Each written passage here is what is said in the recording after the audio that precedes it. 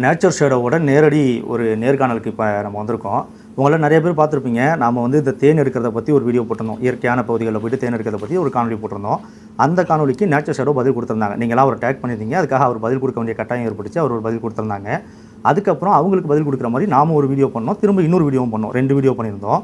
இப்போ அதுக்கு அவங்களும் பதில் கொடுத்தாகணும். இப்போ எனக்கு என்னென்னா, நான் என்னை பொறுத்த வரைக்கும் இது வந்து நிறைய பேர் இது எப்படி பார்க்குறாங்க அப்படின்னா, நேச்சர் ஷேடோவை நான் ஏதோ அவங்களுக்கு எதிராக பேசுகிறேன், ப்ரோக்கு எதிராக பேசுகிறேன் அப்படின்ற மாதிரியும், அவங்க நமக்கு எதிராக போட்ட வீடியோவை அவர் நமக்கு எதிராக பேசுகிறான்ற மாதிரி எங்கள் 2 பேருக்கு ஒரு பெரிய சண்டை மாதிரி அதை வச்சு இன்னொரு சில வீடியோ போட்டதெல்லாம் பார்க்க முடிஞ்சு. 2 பேரும் ஆன்லைனில் அடிச்சுக்கிறாங்க அப்படின்ற மாதிரிலாம் பேசுகிறத பார்க்க முடிஞ்சு. அது உண்மையாகவே மனசுக்கு வருத்தமாக இருந்தது. ஏன்னா நாங்கள் இங்கே கருத்து தான் மோதலே தவிர, கருத்து தான் முரண்படுதே தவிர, தனிப்பட்ட ஒரு நபருக்கு எதிரான எந்த ஒரு விஷயமே அதில் இல்லை. நானுமே அப்படி பேசினதில்லை, அவருக்குமே மனசில் அப்படி பேசணுன்ற எண்ணம் கிடையாது. அதனால் நான் ஒரு சைடை மட்டுமே நான் கவர் பண்ணிகிட்டு இருக்கக்கூடாது இல்லையா. பெட்டி தேன் வளர்க்குறவங்கள நான் 2 வீடியோ எடுத்துட்டேன். அவங்களோட பாயிண்ட் ஆஃப் வியூ என்ன, அவங்க என்ன முன்வைக்கணும்னு நினைக்கிறாங்க, மக்கள்கிட்ட என்ன சொல்லணும்னு நினைக்கிறாங்கிறத நான் ஒரு 2 வீடியோவில் பேசிட்டேன். இப்போ அவருக்கும் ஒரு பெரிய இது சொல்ல வேண்டியது அவ்வளோ இருக்கும். ஸோ இதை தனியாகவே பேசிகிட்டு இருந்தோம் அப்படின்னா மக்களுக்கு போய் சேர்றது வந்து ஒரு குழப்பத்தை தான் ஏற்படுத்தும். எந்த வித தெளிவையும் கொடுக்க போகிறது இல்லை. அதனால் நான் காண்டாக்ட் பண்ணேன். உண்மையாகவே பாராட்டணும். ரொம்ப பெருந்தன்மையோடு நான் காண்டாக்ட் பண்ணி மெசேஜ் அனுப்பின உடனே ரிப்ளை பண்ணாங்க. அவ்வளோ தன்மையாக பேசி உடனடியாக நமக்கு இந்த மாதிரி ஒரு வீடியோ 2 பேர் சேர்ந்து பண்ணுறதுக்கு ஒத்துக்கிட்டாங்க. அதுக்கு ஒரு செட்டப்லாம் ஏற்பாடு பண்ணி இப்போ அதுக்காக தான் உங்களுக்காக தான் எக்ஸ்க்ளூசிவாக இது நடக்க போகுது. உங்களுக்கு முதல்ல ரொம்ப நன்றி ப்ரோ, இதை ஒத்துக்கிட்டதுக்கு. நன்றிங்க. நான் ஃபஸ்ட்டு உங்களுக்கு நன்றி சொல்லிக்கிறேன்.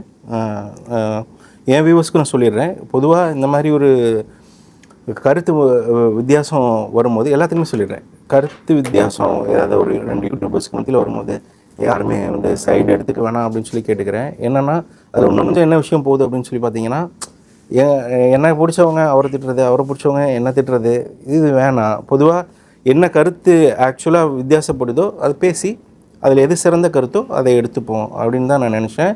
நான் வந்து ஆக்சுவலாக அவர் என்ன சொல்கிறாரு பெருந்தன்மையான, ஆக்சுவலாக அவர் தான் வந்து ரொம்ப பெருந்தன்மையாக காண்டாக்ட் பண்ணார். இது வேணாம், இதை கசக்கி மோந்துக்க வேணாம், இதை நம்ம முடிச்சுப்போம்.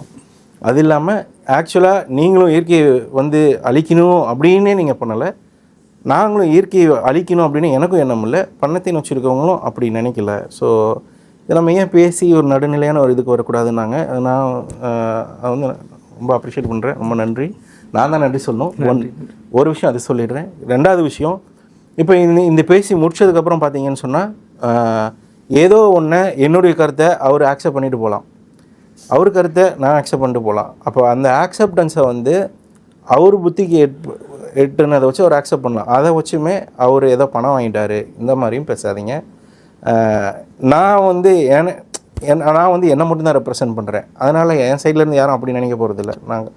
ஸோ அதையும் நான் சொல்லிடுறேன். ஸோ அவர் வந்து ரொம்ப நேர்மையாக இந்த டிஃப்ரென்சஸை போக்கணும் தான் வந்திருக்காரு. அதுக்கானது தான் நம்ம பேச போகிறோம், அவ்வளோதான். அவர் என்கிட்ட நல்லா ஹார்ஷான கொஷின்ஸு தான் அவர் கேட்பார். ஸோ அதுக்கு நானும் கரெக்டான பதில் தான் சொல்லுவேனே தவிர இதில் வந்து பேசி வச்செல்லாம் ஒன்றுமே கிடையாது. அதை நான் ஃபஸ்ட்டே சொல்லிடுறேன். பிரதர், இன்னொன்று நான் சொல்கிறேன். இப்போ வந்து பண்ணத்தேன் வச்சுருக்கவங்களாகட்டும், பண்ணத்தேன் சிறந்ததுன்னு நீங்கள் நிற்கிறீங்க, அதனால் அதை பற்றி பேசுகிறோம். பண்ணத்தேன் சிறந்தது அப்படி போயிடலான்னு சொல்லி நீங்கள் நிற்கிறீங்க. நான் வந்து இல்லைங்க, எனக்கு அது சிறந்த இது சிறந்ததுன்னு இல்லை, காட்டுத்தேன் எடுக்கிறதும் ஆக்செப்டபுள் தான் அப்படின்னு சொல்லி நான் பேசுகிறேன். இதில் நான் ஒரு விஷயம் சொல்லிடுறேன். ஒருத்தர் செம்மையாக பண்ண வச்சுருக்காரு, ஒரு அவார்ட்லாம் வாங்கியிருக்காரு. அப்படிங்கிற பட்சத்தில் அவர் ஒரு கருத்தை பதிவு செய்கிறார். இப்போ நான் போய் தேன் எடுக்கிறேன், என் ட்ரைப்ஸ் நிறைய தேன் எடுத்து கொடுக்குறாங்க, இதை வச்சு அவங்க ஒரு கருத்தை பதிவு செய்கிறாங்க. அப்படிங்கும்போது இவங்க கருத்து இவங்களுக்கும் இவங்க கருத்து இவங்களுக்கும் தான் பெருசாக தெரியும், உடன்பட்டு போகும். இப்போ நான் அந்த ஒரு விஷயத்தில் நான் என்ன சொல்லுவேன் அப்படின்னா, அந்த மாதிரி ஒரு என்னோட கருத்தை நான் சொன்னேன், அதுதான் அக்செப்டபுளாக இருக்குது, இவங்க கருத்து இவங்க சொன்னாங்க அதுதான் அக்செப்டபுளாக இருக்குங்கிறதுக்கு மேலே ஒரு ஆய்வறிக்கை அப்படிங்கிறத ஒரு நல்ல விஷயமாக நான் பார்க்குறேன். ஏன் அப்படின்னா, இப்போ ஒரு குறிப்பிட்ட டவுட்ஃபுல்லான ஒரு விஷயம் ஒரு அப்படின்னு வச்சுப்போம், ஒரு டவுட்ஃபுல்லான ஒரு விஷயம், இந்த விஷயம் இப்படி தான் நடக்குதா அப்படிங்கிற ஒரு கேள்வி இருந்துகிட்டே இருக்குதுன்னு சொன்னால், ஒரு ஆஸ்பெக்டில் இவங்க ஏன்னு நம்புகிறாங்க, இவங்க பின்னு நம்புகிறாங்க, இவங்க 2 பேரும் அடிச்சுக்க தேவையில்லை. இதை ஒரு ஆய்வுக்கு உட்படுத்தி ஏ நடக்குதா பி நடக்குதா A+B ² நடக்குதாங்கிறத ஆய்வாக சொல்லிட்டாங்க, எக்ஸ்பெரிமெண்டலாக பண்ணி பார்த்துட்டாங்க அப்படின்னு சொன்னால் ஆமாம் 2 பேருமே ஆக்செப்டபுளாக இருக்கும். அதனால் பொதுவாக நடுநிலையான ஆய்வறிக்கையுடைய கருத்தை தான் நான் வைப்பேன். அதை நான் உங்களுக்கு சொல்லிடுறேன். Okay brother. நான் அதுலேயுமே சில முரண்பட்ட கருத்துக்கள் எனக்கும் இருக்கலாம். நான் அதை நம்ம போகும்போது அப்படியே பேசியிருக்கோம். மறுபடியும் தெளிவாக சொல்லிடுறேன். என்னோட பாயிண்ட் என்னென்னா, அதிகப்படியான நுகர்வு தான். அந்த காட்டுக்குள்ளே போயோ இல்லை காட்டு சார்ந்த பகுதிகள்லையோ வனம் சார்ந்த பகுதிகள்லையோ அதிகப்படியான நுகர்வு இருக்கக்கூடாதுன்றது நான் எப்போதுமே வலியுறுத்துவேன். அதே பாயிண்ட் ஆஃப் வியூவில் தான் நான் இங்கே உட்காந்துருக்கேன். அதே மாதிரி அவங்களுமே இப்போ எனக்கு நான் கேட்க போகிற கேள்விகள்லாம் எதிரான ஒரு கேள்வி அப்படின்றதுனால அதுக்கான பதில் தான் அவங்க கொடுக்க போகிறாங்க. இதில் அவங்க ஏற்கனவே சொல்லிட்ட மாதிரி அவங்க சொல்கிறது கண்டிப்பாக ஏற்றுக்கிற மாதிரி இருந்துச்சுன்னா நானும் ஏற்றுக்க தான் போகிறேன். நான் சொல்கிறது ஏற்றுக்கிற மாதிரி இருந்துச்சுன்னா அவங்களும் ஏற்றுக்க தான் போகிறாங்க. அந்த மனையிலேயே பார்க்குற நீங்களும் இருந்தீங்கன்னா சரியாக இருக்கும் அப்படின்னு நினைக்கிறேன். சூப்பர். ஓகே பிரதர், ஃபஸ்ட்டு கேள்வியிலேருந்து போயிடலாம். ஓகே. இதில் நான் முதல்லயே உங்களை பற்றி ஒன்று ஆடியன்ஸ் சொல்லிடணும். ஏன்னா உங்கள்கிட்ட பேசினதுக்கு அப்புறம் தான் எனக்கு அந்த விஷயம் தெரிஞ்சிச்சு. நான் கான்டாக்ட் பண்ணி பேசினோடனே அவங்க தேர்ந்தெடுக்க போகிறது சம்மந்தமாக இது வரைக்கும் வெளியிடாத சில காணொலிகளை எனக்கு அனுப்பியிருந்தாங்க. அதில் ஒரு காணொலியில் அவங்க அனுப்பின ஆட்களே அதை கொளுத்தி விடுற மாதிரி பார்க்க முடிஞ்சிச்சு. ஒரு தேன் கூடு இருக்குது, அதை கொளுத்தி விட்டு எடுக்கிறாங்க அப்படின்ற மாதிரி பார்க்க முடிஞ்சிச்சு. அந்த வீடியோ எனக்கு அனுப்பியிருந்தாங்க. அனுப்பிட்டு அதுக்கு கீழே அவங்க இன்னொருத்தருக்கு அந்த கொளுத்தி விட்ட வீடியோவை, ஏன்னா அந்த இடத்துல இவங்க இல்லை ப்ரோ இல்லை, அந்த வீடியோவை ஒருத்தர் அனுப்பியிருக்காரு. அவருக்கு ஒரு ஹார்ஷாக பதில் கொடுத்துருந்தாரு. ஏன் அப்படி கொளுத்துறாங்க, இப்படி தேன் எடுக்கக்கூடாது, உங்களுக்கு தேன் எடுக்க தெரியலனா சொல்லுங்கள் நான் வரேன் அப்படின்ட்டு. முடிஞ்சால் அந்த நீங்கள் பேசுன அந்த ரெக்கார்டை நம்ம போடலாம். அது நான் ஏன் அதை நம்புகிறேன் அப்படின்னா ஸ்க்ரீன்ஷாட்டோட அனுப்புனாங்க. அதுக்கு கீழே அந்த ரெக்கார்டோட ஸ்க்ரீன்ஷாட்டும் இருந்துச்சு. இது எந்த தேதியில் இது அனுப்பப்பட்டது அப்படின்னு ரொம்ப முன்னாடி பேசி வந்திருக்காங்க. ஸோ இந்த மாதிரி தான் நானும் அந்த மனையில் தான் இருக்கேன் அப்படின்றதாங்க. அதனால் அவங்களோட மனையிலையுமே இந்த அதிகப்படியான நுகர்வு இருக்கக்கூடாதுன்றதா எனக்கு தெரியல. ஆனால் தேனீக்களை அழிச்சு எடுக்கக்கூடாதுன்ற மனையில் தான் அவங்களுமே இருக்காங்க. ஸோ கண்டிப்பாக நம்ம ஒரு நேர்காணல் பண்ணியே ஆகணுன்ற முடிவு எடுத்ததுக்கான காரணம் அதுதான். அந்த ரெக்கார்டிங் போடுறோம், நீங்கள் ஒரு தடவை கேட்டுருங்க. பிரதர் இங்க பக்கத்தூர் வந்தேன் பிரதர், அதான் வீடியோ ரீசெண்ட் பண்ணேன். அது பாருங்க பிரதர், அது ஓகேவான்னு யூஸ் பண்ண முடியுமான்னு பாருங்க பிரதர். பிரதர் ஆனா இவங்க வந்து தேன் எடுக்க தெரியல பிரதர். இவங்க எப்படி எடுக்கிறாங்கன்னா இந்த ஃபுல்லா தேனியே வந்து எரிச்சிடுறாங்க. நான் சொன்னேன் அந்த மாதிரி எரிக்காதீங்கன்னு சொன்னேன், ஆனா கேட்கல, எரிச்சிடுறாங்க. அது ஒரு பிரச்சனை இவங்க கிட்ட. வெறும் புகை போட்டாலே போதும், ஆனா கொஞ்சம் ஃபுல்லாவே எரிச்சிடுறாங்க பிரதர். அந்த ஆளுங்களை கூப்பிட்டு வரேன், நான் ஆளுங்களை கூப்பிட்டு வரேன், சொல்லி வேணாலும் கொடுத்துட்டு போகிறோம். எரிக்க வேணான்னு சொல்லுங்கள் பிரதர், எரிக்க வேணான்னு சொல்லுங்கள். அதுக்கு என்ன பண்ணலாம், அது எப்படி கொட்டுவாங்காமல் எடுக்கலாம்னு சொல்லி கொடுத்துட்டு போகிறோம். பைத்தியாரம் கூட எரிக்க மாட்டான் பிரதர். என்ன பைத்தியாரத்தனமா பண்ணுறானுங்க, எனக்கு சரியான கோவம் வருது பிரதர். எரிக்க வேணான்னு சொல்லுங்கள். நான் சேகரனை யாரையா கூப்பிட்டு வரேன், பார்த்தே எடுத்துக்கிட்டோம். அவங்களே தேனுக்கு விலை போட்டு எல்லாமே பண்ணிட்டோம், அதெல்லாம் வேறு. ஆனால் எரிக்க வேணான்னு சொல்லுங்கள், அதை நம்ம காமிச்சு கொடுக்குறோன்னு சொல்லுங்கள். அதுக்கும் இவங்க காசு தர வேணாம், தேனையும் வாங்கிக்கிறோம். ஆனால் எரிக்காமல் எடுக்க சொல்லுங்கள். அப்படி எரிக்காமல் எடுக்கிறத வந்து கற்று தந்துட்டு போகிறோம். சொல்லுங்கள், ஒழுங்காக சொல்லுங்கள். எனக்கு என்ன உங்கள்கிட்ட கேட்க வேண்டியது முக்கியமாக முதல் கேள்வினப்போ நம்மளுமே அதை பற்றி தான் பேசியிருப்போம். இப்போ இந்த மாதிரி காட்டுக்குள்ளே போய் எடுக்கிறாங்க, இல்லை காடு சார்ந்த பகுதிகளில் போய் எடுக்கிறாங்கங்கும் போது அதை கொளுத்தி விட்டுறாங்க, அதை மொத்தமாகவே அழிச்சிடுறாங்க, தேன் பூச்சி நிறையா சாகுது. அதுக்கு நான் ஒரு வீடியோ கூட காமிச்சிருப்பேன், நண்பர் ஒருத்தர் எடுத்த வீடியோ கூட போட்டிருப்பேன். இது நடக்குது, இதுக்கு எதிராக தான் நான் பேசுகிறேன். அதுக்கப்புறம் தான் பெட்டி தேனாளர்கள் அவங்கள வச்சு பேசுகிறேன், அவங்களோட பாயிண்டெல்லாம் அவங்க முன் வைக்கிறாங்க. இப்போ என்னோட மெயின் கேள்வி, நீங்கள் அனுப்புகிற ஒரு ஆள் தான், நீங்கள் அனுப்புகிற ஆளே போயிட்டு இந்த மாதிரி எடுக்கிறாங்க. நீங்கள் உங்களுக்கான தெளிவான புரிதல் இருக்குது, இந்த மாதிரி பண்ணக்கூடாது, தேனி அழிக்கக்கூடாதுன்னு. பல வருஷம் நீங்கள் இதை பண்ணிகிட்டு இருக்கீங்க. ஆனால் உங்கள் சார்ந்த ஆட்களே, உங்களுக்காக எடுக்க போகிற ஆட்களே அது மாதிரி பண்ணுறாங்கங்கும் போது இதை நம்ம தடுத்து தான் ஆகணும். இதை தடுக்கிறதுக்கு என்ன நடவடிக்கை எடுக்க போகிறோம்? ஓகே, நான் ஃபஸ்ட்லேருந்தே சொல்லிடுறேன். என்னென்னா அந்த வீடியோ உங்களுக்கு அமிச்சேன் இல்லையா, அதில் வந்து பார்த்திங்கன்னா என்னுடைய பர்சனு அங்கே தேன் எடுக்க போன ஒரு சிலரை மீட் பண்ணுறாரு. அப்போது அவரே எனக்கு அனுப்புகிறாரு. என்ன அனுப்புகிறாருன்னு சொன்னால், இவங்க தேன் எடுத்துகிட்டு இருக்காங்க, வரீங்களான்னு கேட்குறாரு. நான் அனுப்புனாலும் இல்லை, அவங்க என் பர்சனு ஒரு சிலரை மீட் பண்ணுறாரு. இங்கே எடுக்க போகிறாங்க, வரீங்களான்னு கேட்குறாரு. நான் இருந்துட்டு சரி காமிங்க அப்படின்னு போய் கொளுத்தி விட்டு எடுக்கிறாங்க. அப்போ நான் என்ன சொல்கிறேன், கொளுத்தி விட்டு எடுக்கிறாங்க அப்படின்னா நான் வாங்க மாட்டேன் பிரதர், எனக்கு அது வேணாம். நார்மலாக எடுப்பாங்கன்னா நான் என் ட்ரைபை கூட கூப்பிட்டு வரேன், எடுத்துக்கலாம், அதை அழிக்காமல் எடுக்கணுன்னா எடுத்துக்கலாம் அப்படின்னு சொல்லி நான் அனுப்பிச்சிருந்தேன் அந்த வாய்ஸில். இது ஒன்றுங்க. ஒன்று அந்த எடுக்க போயிருந்தாங்க, பேசணும் இல்லை நீங்கள் பேசுங்க. ஓகே, எடுக்க போயிருந்தவங்க பார்த்தீங்கன்னா ட்ரைப்ஸே கிடையாது. அவங்க ஆக்சுவலாக பார்த்தீங்கன்னா ஃபார்மர்ஸ் ஃபேமிலியில் இருக்கிறவங்க, விவசாயிகள்னு சொல்லி அவங்கள தப்பாக சொல்லிடல. ஓகே, விவசாயமும் செய்யக்கூடிய அந்த நபர் மட்டும் பண்ணாங்க. இப்போ உதாரணமாக என்ன பண்ணுவாங்கன்னா, நண்டு பிடிக்க போவாங்க.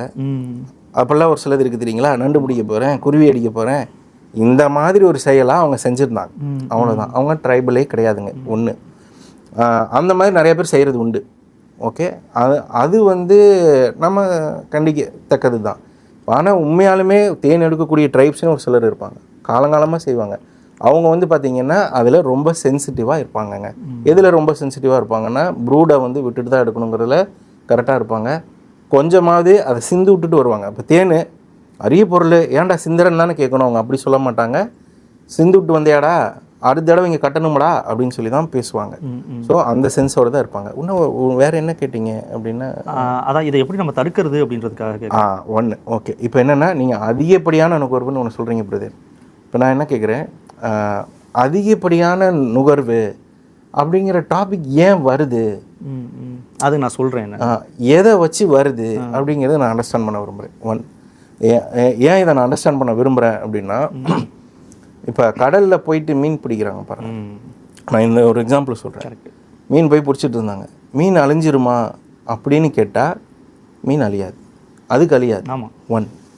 இப்போ இதே மாதிரி இப்போ காட்டில் போயிட்டு இந்த பழங்குடியின மக்கள் தேன் எடுக்கிறதுனால தேனி இனம் அழிஞ்சிருமா அப்படின்னா அதை நான் அக்செப்ட் பண்ணல. ஓகே, நான் இதுக்கு அப்படியே ஒன்று சொல்லிடுறேன். நீங்கள் கடலில் மீன் பிடிக்க சொன்னதுனால சொல்லிடுறேன். ஏன்னா நானே இதை பற்றி பேசணும்னு இருந்தேன். ஓகே, அடுத்தது நான் வரேன். வாங்க இது நான் பேசுங்க. ஓகே, இப்போ கடலில் போய் மீன் பிடிக்கிறதுனால அழிஞ்சிருமா அப்படின்னா நமக்கு தெரியும், ஒரு பெரிய பரப்பு வந்து கடல் தான் பூமியில் ஆக்கிரமிச்சிருக்கு. அதுக்கு விட கம்மியாக தான் நிலப்பரப்பு இருக்குது அப்படின்றது நமக்கு தெரியும்.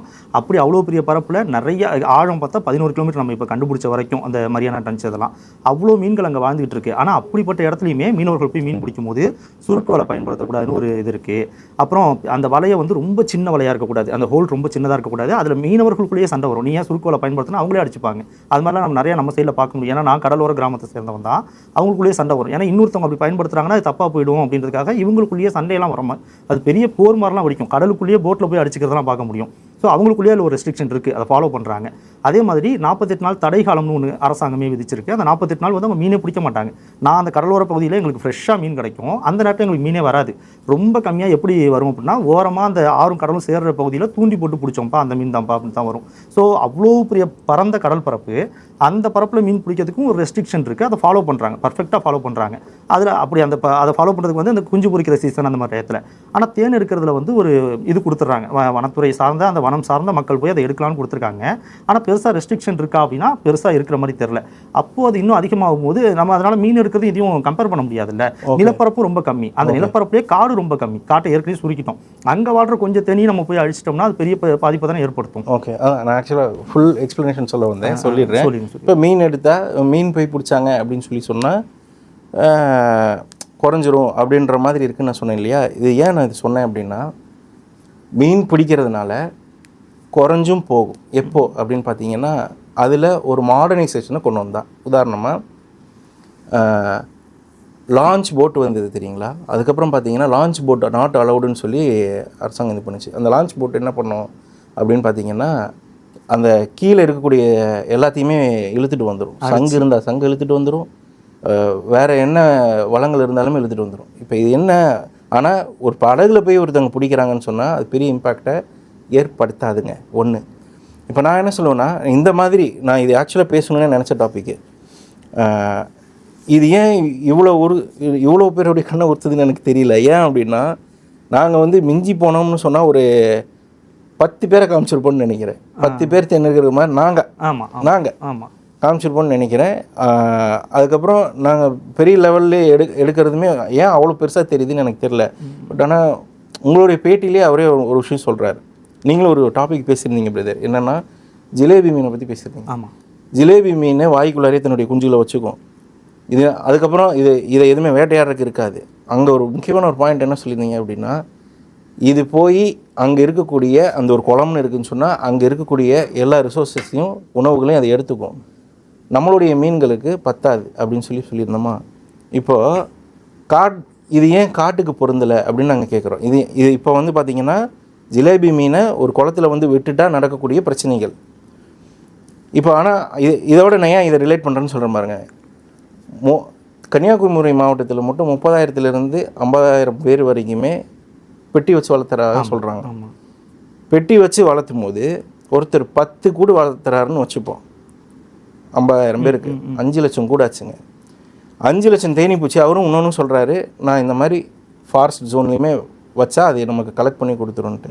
காடு சார்ந்த பகுதியில் வச்சோம்னா அதை நம்ம கலெக்ட் பண்ணி கொடுத்துருன்னு சொல்கிறாங்க.